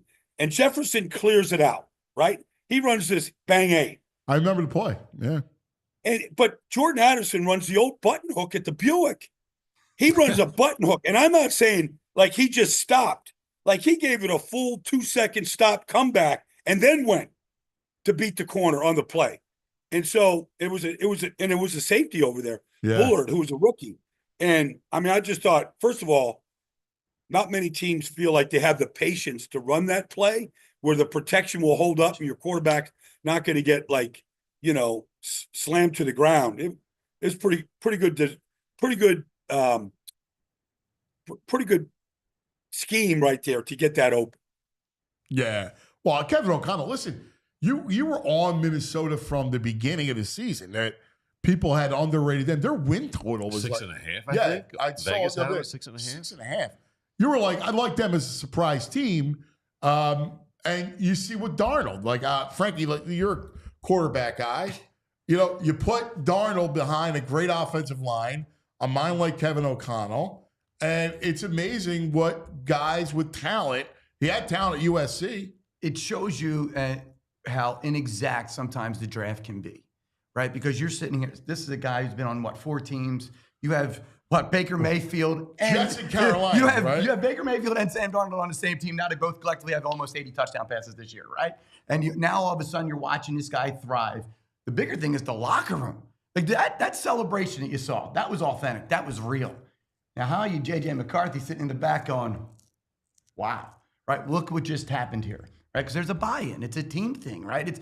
This is a guy who had a story and he had something to prove, but he also has one of the best wide receivers in football with a very good play designer, and it becomes a really good combination. There's no doubt. What do you think, Baldy? A couple things about what do Sam. you do going forward with Darnold and JJ? Well, I talked to Kwesi Menso-Adolfo, the general manager there. He's from Cherry Hill, New Jersey. Yeah. Grew up right here. Went to Cherry Hill East High School. So I've known Kwesi a long time. But I talked to him a couple weeks ago. I did back-to-back games in Minnesota. And he just said, like, really, we don't have to do anything right now. Let's just play it out. If Sam goes and wins the Super Bowl, we know what we need to do. We'll lock him up. I mean, if the fall falls apart and this thing all kind of falls apart, I mean, we still have options. And so and just knowing Sam, we did a football camp in Maui a couple of years ago. We had a lot of fun. But if you want to have a football camp, Maui's the place to do it. Yeah. But Sam was great. He was very loose. He's very likable. He's not on any social media. He doesn't have a Twitter. He's not on any of that stuff. He's just locked in. And really, what happens to athletes, cuz, is, if you're the third pick of the draft like he was, and things don't go well with the Jets, you're injured, they can't you go to Carolina, coaching changes. Like, all you've done is gotten humbled. Everybody tells you you stink. You're you got overdrafted. Like, all he wants to do is he's not even out to prove those people wrong. He's just trying to enjoy a career. Like, it started last year going to San Francisco and watching Kyle Shanahan, Purdy, like watch how a real organization prepares week in, week out. What practice has to be like, how hard Kyle is on quarterbacks, just the precision that offense has to be played with. I think he saw that firsthand. And then when he came to Minnesota, whether it was J.J. McCarthy, if he got hurt, didn't get hurt, he's there learning from a really good coach, right, in Kevin O'Connell. And if I get the opportunity, let's make the best of the opportunity. And he's doing that. But I think for the first time since he came out of USC, like, he's like, oh, this is what playing quarterback in the NFL can be like. It can be this much fun if I do my job. Yeah, and how much we're talking about. We look at Herbert, right? Look at what he's doing now that he's got Harbaugh, right? Look what Peyton has done with Bo Nix, right? Great these coaches. Yes. I mean, Herbert's a prime example. When you look at where he was and now where he is with a real staff and a great coach. Brandon Staley was in over his head, and you could see it. But, I guess the component, and Frank, it'd be good to hear from Frank on this. Like, I don't care what level you play at. I don't care if you're coaching high school in Haddonfield or coaching the Chargers in LA. Players have to be motivated, and players have to become confident. Confident players are better than players that just walk around and they're in some deep malaise about things. Like, motivation's important. To watch Jim Harbaugh, like, pound the chest of Justin Herbert and tell him nobody's better every day. Nobody's better than you. And to get him to believe that, because I don't know if he ever just truly believed it, cuz. Like, I don't know that Herbert, you could go watch him and we love quarterbacks, right? Because like you could go watch Justin Herbert throw a football and you're like, that's talent. That's talent. See the ball spin like that, come out, the release, the athletic ability. But players have to believe, and players have to know that the coaches and organization believe in them. Because if they don't, players know it. And I feel like Harbaugh has conveyed that to Justin Herbert in a big way. Same way, and because Sean Payton never had to develop a quarterback until this year. He had Romo when he was a coordinator in Dallas, but he had Drew Brees. He had a Hall of Fame quarterback, but he had to really develop a quarterback this year. The kid's doing things that not many have ever done. 25 touchdown passes, run for a lot, not a lot of turnovers. I mean, he's had a great season. They're right on the doorstep right now. Yeah, speak to that, Frankie. Yeah, I mean, you're 100%. And I've never played in the NFL, but you understand when you watch guys, and you can understand, and you see body language, you see posture, you see it in their eyes when you know that their coach believes in you, the teammates believe in you, and understand that. So no, you're coaching, and again, we talk about being successful or make a difference in people's lives, and I think that's ultimately what you're trying to do. Or you're trying to make a difference in somebody's life. I don't care if they're Justin Herbert in the NFL or if they're a 9-year-old kid playing at Clearview, right? You know what I mean? Like, you're just trying to make sure they're the best version of themselves. And in turn, when your quarterback feels that way going on a field, you have the best chance to win too, right? And it's not about proving, and you said something about, Sam just having fun and being, it's not about proving anybody wrong. It's about proving himself right. And how do you do that, right? Again, you have to make sure you're building the total person. Hey, Baldy, we talk about quarterbacks, how much we love quarterbacks. How about Sunday night? First of all, you and I love Penix, and watching him and Jaden, because we were big Jaden Daniels fans as well, those two going at it Sunday night, I gotta tell you, I just sat back and I enjoyed I loved the game. I just enjoyed it, man. It was a great game. Well, I mean, I did a game, in Cleveland this weekend where it was Dorian Thompson-Robinson and, Snoop Huntley. Like, quarterbacks make a difference. To see Jaden Daniels, the touchdown throw in overtime to Zach Ertz, the poise that he plays with, you can't teach it. You can't coach it. He has it. And when they say a player has it, that's it. I don't care if you're watching the NBA or whatever. That kid, even when he threw the touchdown to Zach, like, he wasn't going crazy. He wasn't jumping. He literally threw it. Everybody else was jumping on Zach. He just stood there and just like, this is my job. This is what I do. Like, and not flaccid, not without emotion, but and then to see the other side, like, I've talked to the agent for Michael Penix, and Michael feels like he was off on a couple of deep balls. Like, the timing isn't quite right. He played well. The timing isn't quite right. And he's like, I need more time with these guys. I never got the chance to throw to Drake London for 4 months. I mean, I was the backup. I was doing scout team. And I feel like if he gets an off season, because he can drive the ball just the way you have to be able to drive it in this business. And he can layer it, and he can float it. He can do all. I think he's going to be pretty special before it's all over. Yeah. I mean, how do you expect him to get any kind of, feel for his guys when he just comes in? And, it was funny. Frank and I were talking about it. He misses, if you see, he misses the one throw to put the game into overtime. He's got a touchdown in the corner of the end zone, and he just missed it, right? And you could see. Yeah. And he grabbed his helmet, and he was like, And he comes back, and he makes a hell of a throw, right, where he puts it exactly low and outside, where just his receiver can get it to send the game into overtime. But what? Why? How is it that Raheem Morris isn't calling a timeout when Darnell Mooney catches that ball on the sideline? 30 seconds. Like, how? Yeah. What are these? I mean, Raheem's not calling the plays. Yeah. Like, give the kid another chance. Yeah. You got 2 timeouts in your pocket, and you're not using the timeout there. Yeah. It seemed ridiculous to me. It was. I'm completely with you. Hey, real quick, I know you're going to run. The AFC. All right, I just need your kind of big picture look, because the Chiefs look nasty. They get Tooney, they push him out to tackle, which has really established their line again, reestablished it.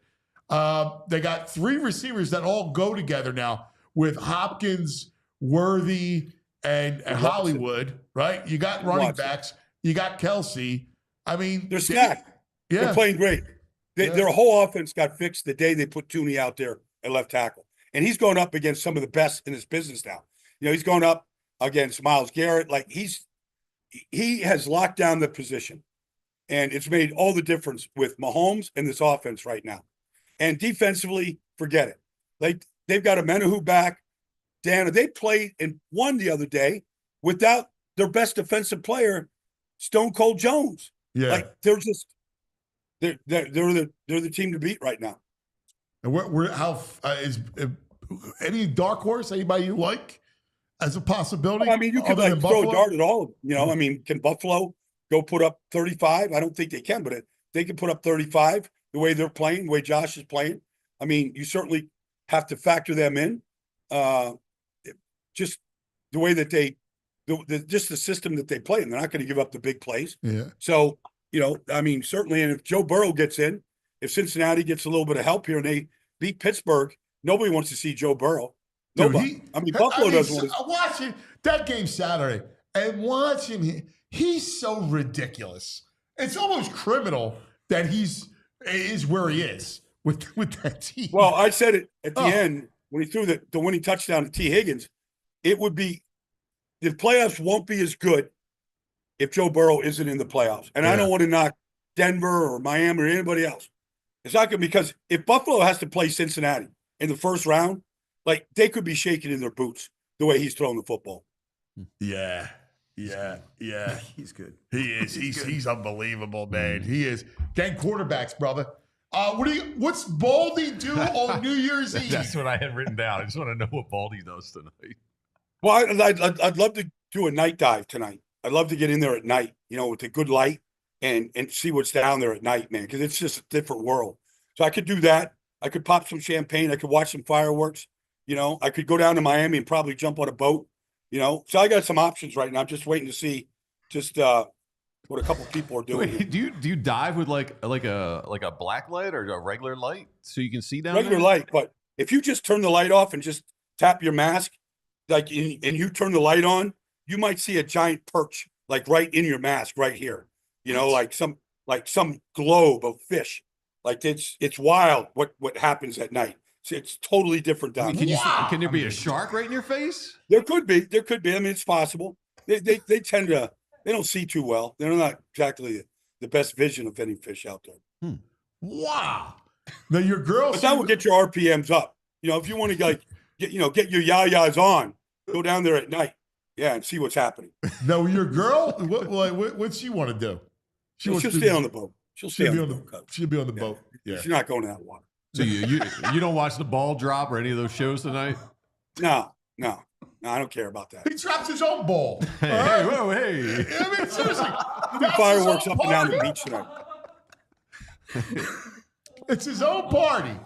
That's how we believe. You don't watch other people. Yeah. Baldy's a doer. He's just in the water jumping on boats. He's got a boat. All right, guys, let me go fix the 49ers here, man. I got to jump on with these guys. Go ahead. Happy New Year, See you guys. Happy New Year. Prosperous. See you, Baldy. I got to go fix the 49ers. The day in the life of Baldy. Could you imagine? No. Yeah, I might go for a night dive. I might jump on a boat. I might go down to Miami. But that's what he is. Like he's shark in my face. It's quite the life. It is. When I say drop the ball, but that's what he does, right? Like he has his own, like everybody will sit and watch what's going on in Times Square. Now us with families, right? But Baldy's got the life, man. My daughter told me 11:37. We got Carrie Underwood somewhere. That was her thing last night. We're sitting there, she's like, "This is what we got tomorrow." All right. Great. Well, you guys, so you'll watch that? Any movies tonight? We do a movie. You made, I want to watch the football. Tonight's a big sushi night. We get sushi in the house and we just kind of chill. Really? Chill, yeah. Really? Get out. That's it. You don't do the old school with the pork? Listen, New Year's Day pork. Well, New Year's Day is New Year's Eve. Yeah. Right? We'll do some variation. Yeah. I'll do a little plant-based pork. Get the hell out of here. I mean, I want the good luck. So He just killed it. festive. So I got to do a little Has to bring it the plant base. beyond kielbasa. Throw that Beyond in some sauerkraut. Plant-based pork. Yeah, he had to throw it in there. Really? Are you kidding me? Yeah, oh my man. God! Thought he was going to the meat locker, some plant meats meat locker. Beyond Baldy. Yeah, definitely beyond Baldy. All right, we got to tell you about some of our friends. Hey, VG, talk about TrueMark. TrueMark. We you love know, our TrueMark. friends over at TrueMark Financial. They're a cool credit union with a really cool program if you got kids. So, you don't want your kids to grow up and be like me, who had no idea how to handle a bank account, write a check, and I had bills, and I was a mess. So teach your kids some financial responsibility, and they need some proper coaching. And the friends over at TrueMark Financial, they've got this Green Light program. It's a Green Light account that helps you walk your kids through some financial responsibility teaching. Comes with a Green Light app, and it's totally changing the game, helping kids and teens learn how to earn, save, and spend wisely.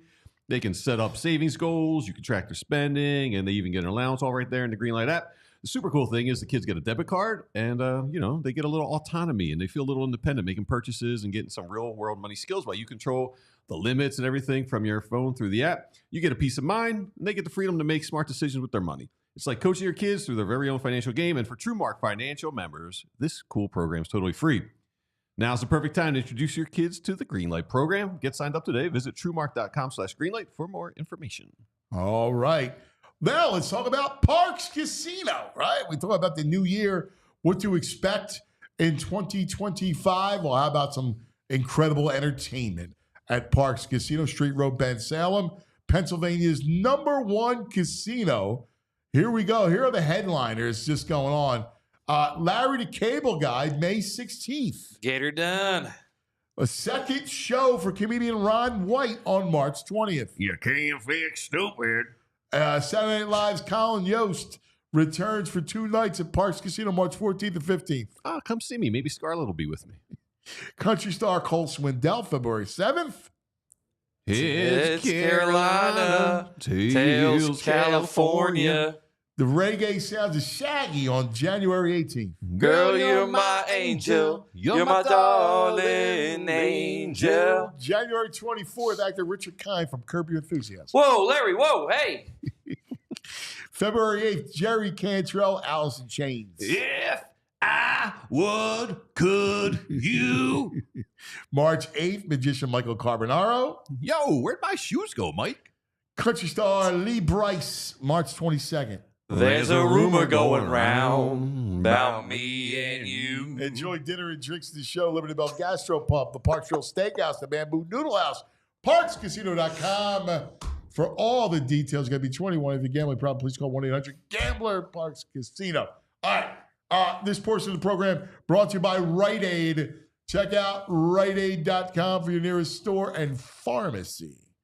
Now joining us, because we do have a big game tonight, Penn State, Boise, and I got Mr. Knit, all right, on the line. That's right. The great Adam Taliaferro joins us. Happy New Year, my brother. What's going on, guys? Happy New Year. All my favorite guys in one spot this morning. Good to see you guys. Well, Adam and Coach Frank know each other very well. Oh, yeah? Yeah. Yes. Coach, it's great to see you, man. It's my guy right there. Likewise. I hope the family's doing well. Hope your dad's doing well. We go back. The South Jersey All-Star game was when it was the Adam Taliaferro. All the benefits went to Adam's foundation. Yeah. And myself. Coach led the way, man. We would have had the game. It was a bunch of us. Coach Cuddy, Coach Rackett. There's a bunch of guys that spent a lot of sweat equity in making sure that foundation got a little bit of money, as well as, put a great game on for South Jersey. So, Adam, it is great to see you. It is great to see you. Always good to see you, my friend. And again, just thank you for everything you've done for me along the way. Really, really appreciate it. It's a pleasure. Adam Well, Rocket. I love the football community. See, I love football's the greatest, right? But the community behind it. I mean, everybody knows Adam's journey. Hopefully, the movie will happen in 2025, right, brother? We try. I'm with you, man. I'm following the lead. We're gonna make it happen. We're gonna make it happen. And what that story behind people rallying, like all the coaches and all the people rallying, and then with Adam giving back, right, to the whole thing and the sport itself. It's a beautiful game. And one thing I love from the youth standpoint through high school, it's a special thing, man. It really is. It's a beautiful thing. There's no doubt. And obviously there's a lot of, back, Adam, when we'd always joke and said the immortals, right? When we talked about Coach Horner and Coach Ginsburg, and these guys told you to do something, you just did it. You did it. You didn't ask why. You said, okay, where do I got to be? What time do I need to show up? And when, one of ours goes down, that's what you do. You rally around it and you show love and support. And we talk about his football being just a game. Well, Adam, I think you and I both can agree that it's much more than that, right? It makes a difference in people's lives. It develops who you are, and it gives you that bond. And you need us, we're here, and that's just the way it is. Coach, I got to bring my wife in to hear this conversation because she's not letting my little guy play tackle football. So that what you just said right there. Yeah, we can have a little conversation with that later, Adam. We still got each other's numbers, and we can make that work, no doubt. That flag stuff's good, but there's something. We can talk. We can talk to him. No. This is T and I will have a conversation when we're done. Ant's totally on the flag. He's not a fan of the flag at all. Well, I get it. It's got its place and all. But like I tell Massimo, I go, dude, you are among kids that go to practice for 2 months leading up to a season, right? You're out there 4 or 5 nights a week practicing hard, working. Yep. Like you don't do that at flag, right? Like there's a certain which you get out of that practice, out of that hard work about learning the sport. That's an accomplishment. While all the kids are playing video games, you're out there working. Like that means something. That's not just flag is like, the cliff notes to the sport. That does mean something. And obviously, but you're also when people are done, right? They don't necessarily miss the practices. They miss the locker room. They miss being around the guys. They miss their friends, that network that you develop through that. We practiced almost 80 times this year and we played 11 games. Right. So again, it's that time. It's everything. It's that who you are. That doesn't count all the weight room. Correct. No, that has nothing to do with that. But again, when you have guys like 44, when he was at Eastern and Coach Ginsburg, they're going to run the triple, and we're just going to get him the ball and watch him work. Right? It makes you look really, really good. And and he watched someone special on a field. That was him. There's no doubt. So my man, now you're clean tonight. No recitals, right? How did the recital go on the first game against SMU? Yeah, it worked out. So my wife tried to pull a fast on me because the recital didn't start till 4 o'clock, but she tried to tell me we needed to be there at like 2 o'clock so we wouldn't be late. So I found the ticket. I'm like, listen, we start at 4. I can watch the whole game. I'm get to rowing, leaving my house by 3:30, get to rowing by 4. So I watched the whole game at home. Oh, was nice. Good. Wife tried to get me on that one, but it all worked out. You snagged her, man. You snagged her. I like it. Yeah, man. Now, it was a fun game to watch. Fun game to watch for the boys. Well, what's it like in your household tonight? I may have to stop over tonight. Hey, they're making a trip over to Hardball Village in a little bit. They got the noon afternoon for the little ones. They're doing a little New Year's Eve celebration. Then so my birthday's tomorrow, so the wife's doing like a big dinner tonight and all this stuff at the house before the game comes on, and then we'll just nestle in and watch the boys and then watch the ball drop. I love it. That's fantastic.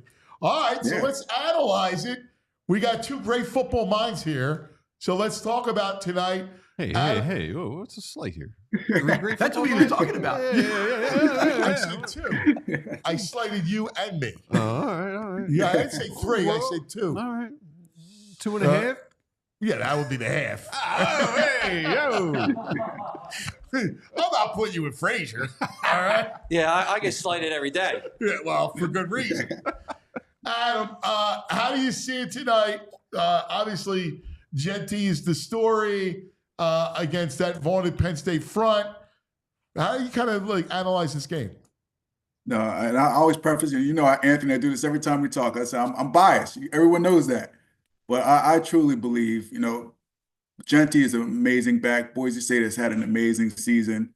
But I look at their schedule for this year. They're playing, Portland State and Hawaii and San Diego State. These are, the Mountain West Conference. He feasted on us. He was a man amongst boys. But I think, coming into this game, Penn State load up the box, make them beat us with the pass. That's all. And if they beat us with the pass, God bless them. But there is no way on earth that you let Genty just run through you. I don't think we're going to stop them, but we slow them down and they make them beat us with the pass. That's all I'm asking. Yeah, I mean, look, now they did play Oregon. And Oregon, he had a great game against Oregon, but Oregon, our guys, we had 2 running backs that ran for 100 yards. Singleton and Katron both ran for 100 yards. So Oregon's run defense isn't, yes, that's a fearful defense. But hey, they went neck and neck with Oregon. But I was looking at back in the season, early in the season, Oregon, they opened up the season, they lost by 10. They beat Idaho by 10. Yes, and then they came in and barely beat Boise State, but then Oregon went on that run. So that Oregon team, those first couple of games, I think they were trying to find themselves. They've gone on this run, but hey, I'm not taking anything away from Boise State. They're using that underdog mentality. They come off the plane with T-shirts saying, "Please count us out." So they're revving it up. They are the number 3 seed, so they're a higher seed than Penn State. But I just think our guys are going to come out and really just load the box up and let's see what they can do when they got to pass. But they haven't had a receiver over 100 yards the entire season. So, I know, which is crazy because you would think when you're that run dominant, you would that teams would just completely sell out and try to stop and force you to throw the football, Coach. No, yeah, you're absolutely right. And you would think your play action passes would be there, your shots, naked series, all that type of thing. But obviously, as Adam, you kind of mentioned, maybe on paper it doesn't look like it looks like Penn State should take care of things, right? But there's always that X factor. We all watched Oklahoma and Boise, years ago when that shouldn't have happened, right? And our friend Charles Davis is on the call of the game, right? Yes. And next thing you know, you got a guy proposing to somebody in the end zone afterwards. You go, what is going on there, right? Yeah. So again, you play the game. Genty, I think the amazing thing about him and even Maddox, the Q there, they don't turn the ball over. Yeah. They don't. I think the kid's got almost 800 touches in his career without putting the ball on the ground, right? So you just take care of the football and play good D, and limit possessions maybe, right? You give yourself a chance, right? What happened last week? SMU, two touchdowns, 2 turnovers that equaled 14 points. You can't, I don't think, win a game early, but you can sure lose it, right? And you trying to play catch up, right, was hard for the rest of that game. So obviously it's the obvious control, Genty, if you want to run the way with this thing, but if you can create turnovers, obviously it's Penn State, man, you should be in good shape.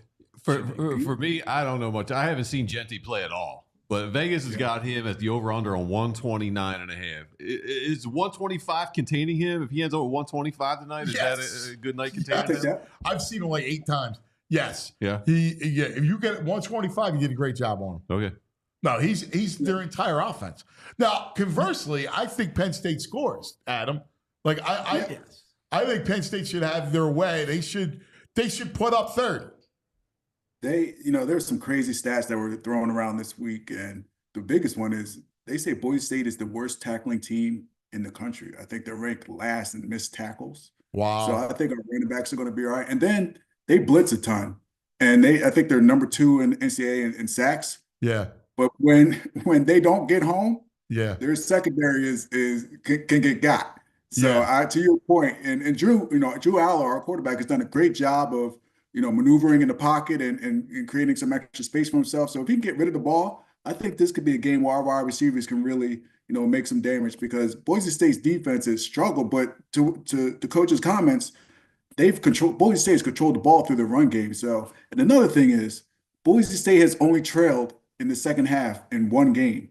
They haven't trailed in the second half of any of their games except for that Oregon game. So they haven't had to pass the ball much. They've been able to control the ball. So I think if Penn State can get an early lead, it could be trouble for Boise State. Yeah, I mean, how do you come back from deficit with a running game? I mean, you can't do it. No, it's tough. It's not in this era of football. And that's probably Adam, you're saying about them blitzing. They probably have to, right? They're right. Especially in a game like this where you are outmatched. You have to do a couple things. Got to roll the dice a little bit, sure, and hopefully try to make some plays, create some turnover through havoc, right? But they should be able to sort it out, and they're well coached. There's no offense or buts about it. And you got those 2 backs, but Singleton and Allen, that are really good, right? They're good in space as well, catch the ball. And I think that's what they both have, like 8 touchdowns, both right around that 900 yards rushing, like evenly split. Yeah. Right, that balance is beautiful. Ball distribution, I think that also presents a ton of problems for D. It's like, hey, who are you trying to take away? especially if you put them both And on you the get the field at best the tight same end. time. You get the best tight end in college football. Yeah, 44. It's pretty good. Huh? Must be the We're number. due for a Tyler Warren game. You know, he was a little quiet last week. He was quiet in the Big Ten championship. I think we're due for a Tyler Warren game. Yeah. I feel you. All right, let's say Penn State moves on. Let's look at the rest of the other three. All right, look at that smile. The minute I said, "Look, Penn State moves on," Putting the positive vibes out there. I like That's it. I think they win. So here it is. Penn State moves on. Let's look at the other three: Arizona State and Texas. Who you got? Is it the obvious? Because I don't see how. Yeah. I don't see how Texas. I mean, or Arizona State's had an amazing year. They got that running back with Scatterboo, or I'm probably mispronouncing his last name. But again, I just don't see them. He's their offense right now, and I think Texas just got too many athletes out there to let that game slip away. Yeah, I think that becomes the obvious too with Texas. But again, you got to play. You got to play. Right. And there's crazy things that happen. Texas, their front is really good. And Scotabo, how about that, right? Kid who's with Sacramento State. He's unbelievable. Yeah. Right. You got to give him the ball. I was saying this earlier, but there's no way you can run on him. You got to give him the ball in space out of the backfield. He can catch the ball. Right. So that's the one thing that if I'm, Arizona State, you got to do that. And that becomes now the whole matchup situation. How would, again, I'm not going to sit here and act like I know Texas DNA about are they a man team, are they a zone team? But if you able to get those matchups with putting Scotty maybe out there on a backer, if you're going to motion them out, or just kind of get innovative with some certain formations. Baldy was talking in the previous segment about playing corners over. Well, now you put Scotty out on the outside, one-on-one with a backer. That's a win for you. I don't care if he's from Texas or not, right? So again, I'm sure that their coach is going to try to put themselves in some situations, take advantage of that. Let me ask you, because you teach at the Manning Passing Academy. Yeah. When was the first time you saw Arch? Oh my gosh. I've been there 13 years now, so very young. And then obviously through his days at Newman High School, and Coach Nelson Stewart and I become friends. He's the head guy at Newman down in Louisiana through that. And he's talent, and obviously he's got the pedigree. He's got the DNA for it, right? Yeah. What's eye-popping about him? You just look, you look at him, right? He's physically, he's just put together, and then you watch his arm strength and that. But he kind of, and for me, it's just when I'm there at the camp, you're a guest of the Manning family, right? So you're there to work hard. You're there to make sure you're doing your part. But you watch these guys, all of these guys that are invited down, and you watch their talent and the way, more importantly, they interact with people off the field and fans. And it's crazy because there's 1,200 campers here. Their families are here. They're from all around the world. There's 6-7 different countries, right? The whole deal. Like it's mind numbing to go down there. You're in football heaven for 3 days, but you watch the way they interact, right? With families and fans and supporters. But from an art, you watch arm strength, you watch, you just watch their releases, but then you also see some of their shortcomings in terms of, hey, who just runs shotgun only offense? Who runs under center stuff? Who runs? So again, it's a fun thing to be a part of. Does Arch come in with a little more confidence and swagger than other kids? No, he just they're his uncles. Yeah, and Cooping is his father, which the first family of football. They're just amazing people, and it's a blessing to be a part of it. But no, he really does not. He just is a humble kid that works hard. All right, let's go look at a couple of the other matchups, right? So Georgia, Notre Dame. Oh my God. This is going to be a fascinating matchup. All right. You got Gunner in there over Beck. Adam, how do you see the Irish? Great defense. How do you think they stack up against this Georgia squad? Man, it pains me because I'm not a Notre Dame fan, man. But my guy, when I was at Penn State, Coach Al Golden was one of my coaches at Penn State. He's a defensive coordinator down there at Notre Dame, and I root for him. And I think he's done a great job with that defense. And Notre Dame's been rolling, man. Again, it pains me, but I think they get Georgia. I really do. I think they've got a lot of momentum going. Coach Freeman's done a great job of getting those guys up for all these big games, and I'm taking Notre Dame in this one. Yeah, it's funny because you're Adam. You couldn't even say that. You're like that Notre Dame, but Penn State, Notre Dame. Oh my God!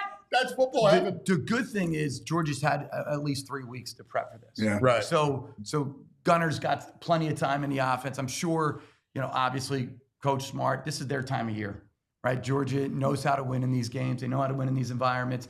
This is what they're built for, right? And obviously Carson Beck is a extremely talented guy, right? He threw 28 touchdowns and the whole deal. But you have 3 weeks to prep, you're okay, right? I'm sure they're running a lot of game-like situations. You call it dry situations, down and distance, getting the sticks up, getting going. So that communication is going to should be flawless, right? So I think it's hard to count out Georgia in a game like this. I really do, regardless of who's a Q, because they just have so much other supporting cast and defensively. They've missed all year long, though. They've missed their outside deep threat. Their speed on the outside. They missed McConkey. They missed Bowers. Like on the outside, you saw that they missed some of that explosiveness. I'm going to have to defer to you on this because obviously when we're in the middle of the season, I really don't get a chance to see Georgia football. I don't. You're laughing about the Boise State games. I just love when they come on at 11 o'clock, right? Because you can fall asleep to those games. And who cares? Let's watch. Remember the old. He's in the teeth of the season. Yeah, right there. That's funny. Talking to coaches, Adam, it's the best because there's it's such a bubble. Like I remember talking to Spags one day.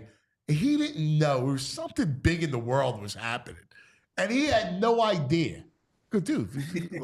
He's like, what do you want? An election? He doesn't notice them. And like other teams, like all he knows is numbers on other teams, not players. That he's like, yeah, I'm watching the tape. 26 is pretty good. And like I would tell him, like, nah, well, dude, like this is we're really at. Look at this game. Oh yeah. Like they're so used to their own world. Right. That you don't know what's going on elsewhere. Correct. You're just until you get to the tape. You're in the process mode, right? Yeah. What's next? What's next? You're not prepping any different for this game than you did week one. Yeah. And if you are prepping anything different for week one, you're doing your kids a disservice. Yeah. Week one, it doesn't matter if it's the Super Bowl or if it's it's your first game of the season, if you're cheating your process. But you don't. People ask me about all conference things. Yeah. Or who should be an all-state player. Yeah. I have no idea. Because you're not watching all the kids. If we played them, I can tell you. Right. So I abstained from voting. They're like, why are you doing that, Frank? Well, Yeah. because I didn't see the kid play. Yeah. And how am I going to do that? And now it really It affects kids. It does. Yeah. It does. No, I respect that. Hey, Adam, let me ask you: are you picking Notre Dame because you'd rather play Notre Dame as a Penn State fan? Is this an objective pick here? You want to try to avoid the Bulldogs? VG, it's a great question, and I've been thinking about that in my head. Like, who would Penn State match up better against? And I don't know if it's for some reason. And Coach, I think you make because I'm like, Georgia's got their backup quarterback, and that's what I've been leaning towards. Hey, I'd rather play Georgia, but I don't know, man. I'm gonna be scouting tonight or tomorrow after Penn State gets their win. I'll scout them up, but it's gonna be a tough match. I mean, Penn State has had the best road to the playoffs. So the best road, the easiest. Come on, it's the Penn State. I don't want to say. I don't want to say the easiest. Invitational. Yes. But I just for bragging rights, I want them to play Notre Dame because you know how these Notre Dame fans do. They talk so much all year long. So if Penn State could beat Notre Dame in the semifinals, I had bragging rights for a year. One of my favorite games ever. All my whole friends, everybody, Boo, Vinny, everybody, Joe Ben, everybody. Well, Tooch was like at the forefront. We all went to Penn State Notre Dame, and in 1992, and the snow started to fall. And it was one of the great games, like the great seats. You talk about football heaven. Yeah. I love football heaven. I mean, and that's football heaven. Did you go as a Notre Dame fan? I went actually covered the game, so I wrote about it. But like they had half Penn State, like Tooch and Joe Ben were Notre Dame. Boo was Tooch and Joe Ben were Penn State. Boo was Notre Dame. Vinny was just watching the game, just enjoying it. Like it was that cool. It was good stuff. Hey, by the way, just a quick note. I want to thank everybody watching us on Roku and Samsung and, of course, the X1 platform. We appreciate it, guys. But the show continues right here on YouTube as well. You can always subscribe to the channel, YouTube, our PHLY YouTube channel, Anthony Gargano Show. It's here every day, 9 to 11, goes right into your inbox. So please subscribe and like, as always. So the other game is going to be incredible. I mean, I don't know if there's any stops in the game. I mean, neither defense is any good. Both offenses are ridiculously good. Ohio State and Oregon. You just saw Oregon, Adam. What was your scouting report of Oregon? Hey, Oregon's got a dynamic offense, but to your point, Ant, that defense leaves a lot to be desired. And Ohio State, you watched how they played against Tennessee. Those dudes they're rolling right now. And I think they still got that bad taste in their mouth from what happened when they played Michigan. So I think Ohio State, I don't want to say roll them, but I think Ohio State's going to win by a touchdown. Sometimes a loss gets you right. Because winning sometimes masks a lot of things. Right? You think you're better than you are. Eagles 10-1 last year. Right. And everything. And so now it spirals. But the Ohio, see, and everyone's talking, it's a rematch. It's a rematch. It's not a rematch. Right. Like if Will Howard takes a knee, right, this time, they're out. Right. You're gone. Your season is over. The situation and circumstances, I have never, ever subscribed to when you play a team week 1, then you get them again later in the playoffs, that it's a rematch. We're going to avenge. Like I kind of laughed at the banner last night at the Niners-Lions game. We're getting our revenge. Why? Because you won week 16? Right. Right? Like the situation and circumstances are never the same. So it's not a rematch. It's just the next game on the schedule. Happens to be against a team that you already played. This one should be an outstanding match. And this is where Matt Delano came in and prepped me for this one. He's like, you got to talk about Smith, the freshman. Why my son is an avid Ohio State fan. Sorry, Adam. I'm sorry about that, bud. Where'd he go wrong? I root for the Buckeyes, man. Let him be. But anyway, I think you got 2 MPA guys. Howard was down at the camp. Dylan was there multiple times as a UCF guy and as an Oklahoma guy. Dylan Gabriel for the audience. Right. And then now as an Oregon guy. But extremely, this one should be fun, right? Again, if you're a guy who's not a defensive oriented minded guy, defensive coaches around the country are going to be shaken probably because there's going to be so many points that are going to be scored. But you got the two-headed monster, right, in Ohio State, the 2 wide receivers, Luka and Smith, who are really Smith is ridiculous. Right? Oh my God. How good are both of those guys? And then Oregon, they got all kinds of different ways of scoring, right? And you got Dylan with his legs even. So it should be fun. It should be a fun one, there's no doubt. What are you thinking, Adam? You got Ohio State by 7. I love it. Yeah, I think you're right. I gotta take the Buckeyes, man. I gotta take the Buckeyes. Well, hopefully it'll be a Final Four, and we'll have you back for that, my brother. I think it's going to be that way. Let's do it. Hey, listen, you and your family, a happy, healthy, and prosperous New Year, brother. We love you, man. Nah, man, love you guys. Happy New Year, Ant, BG, Coach. Great to see you guys. You guys have a great New Year. Love you guys. Happy New Year, man. The great Adam Taliaferro. Hey, before we get out of here, Coach, let me ask you a couple things. Birds. Yep. Going into now, we all agree. We talk about the rest, the whole thing. Where are they at in your eyes? And let's talk about the job that Sirianni has done, because you can talk about it from an insider standpoint.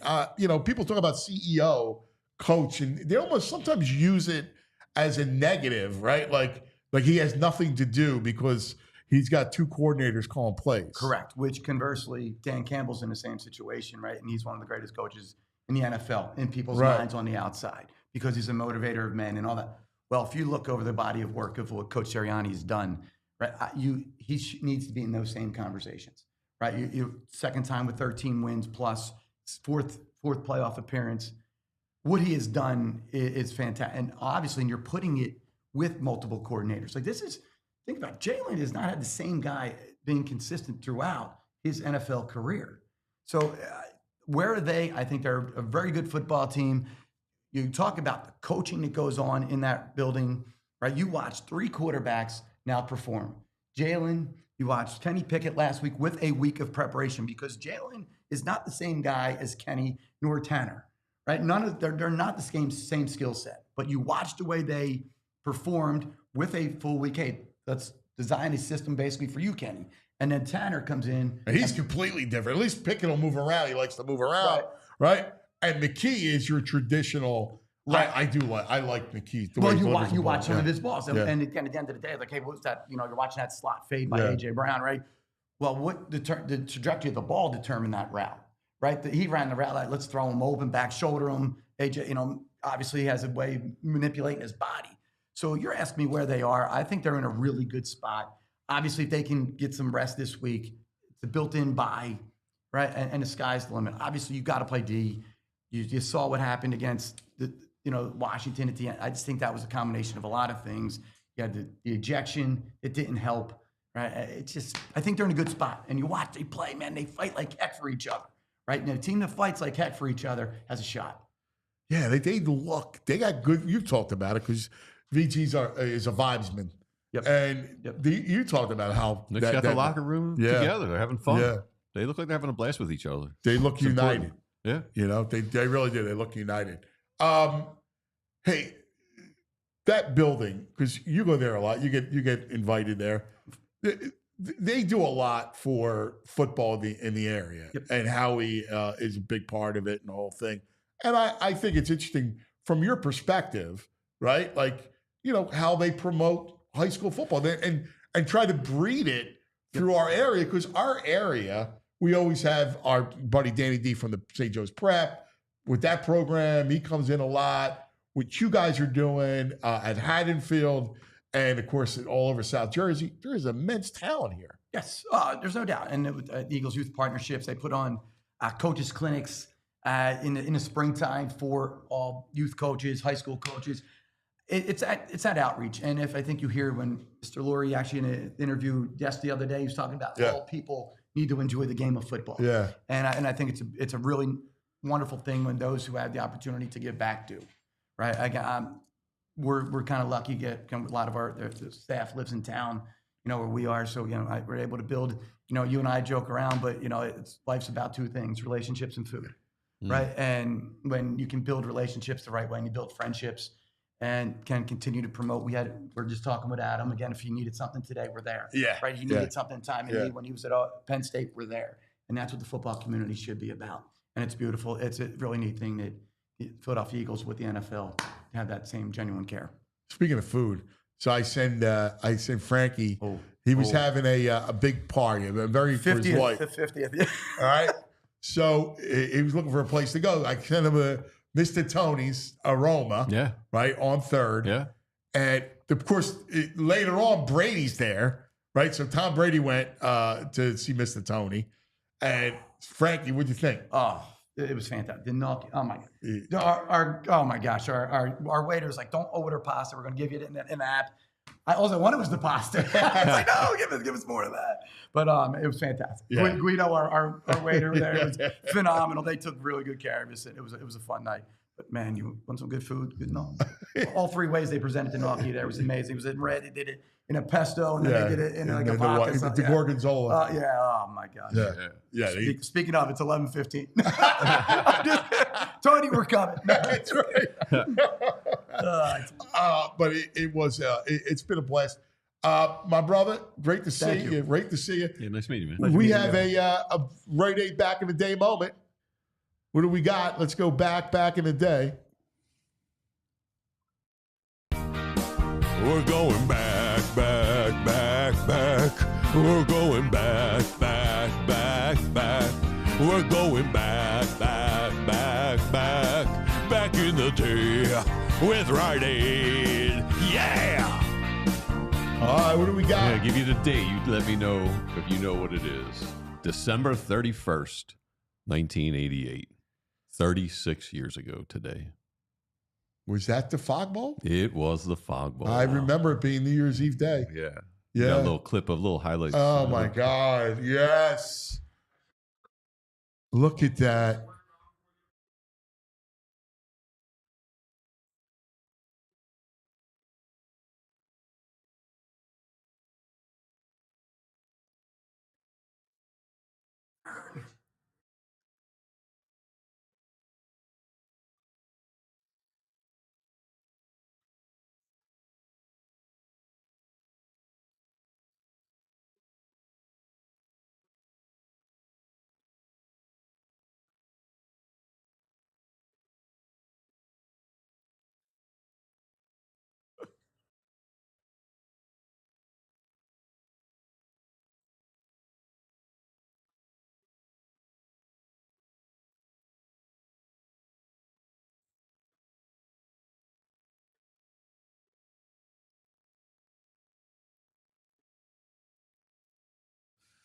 To this day, hate that how game. in the freaking world do they not postpone it? Ridiculous. And in modern day, you think TV would stand for that? That's right. How the you TV think producers Netflix or not Amazon or Fox CBS, NBC? No. I mean, you kidding me? Right, you're just showing And up. they were the best team.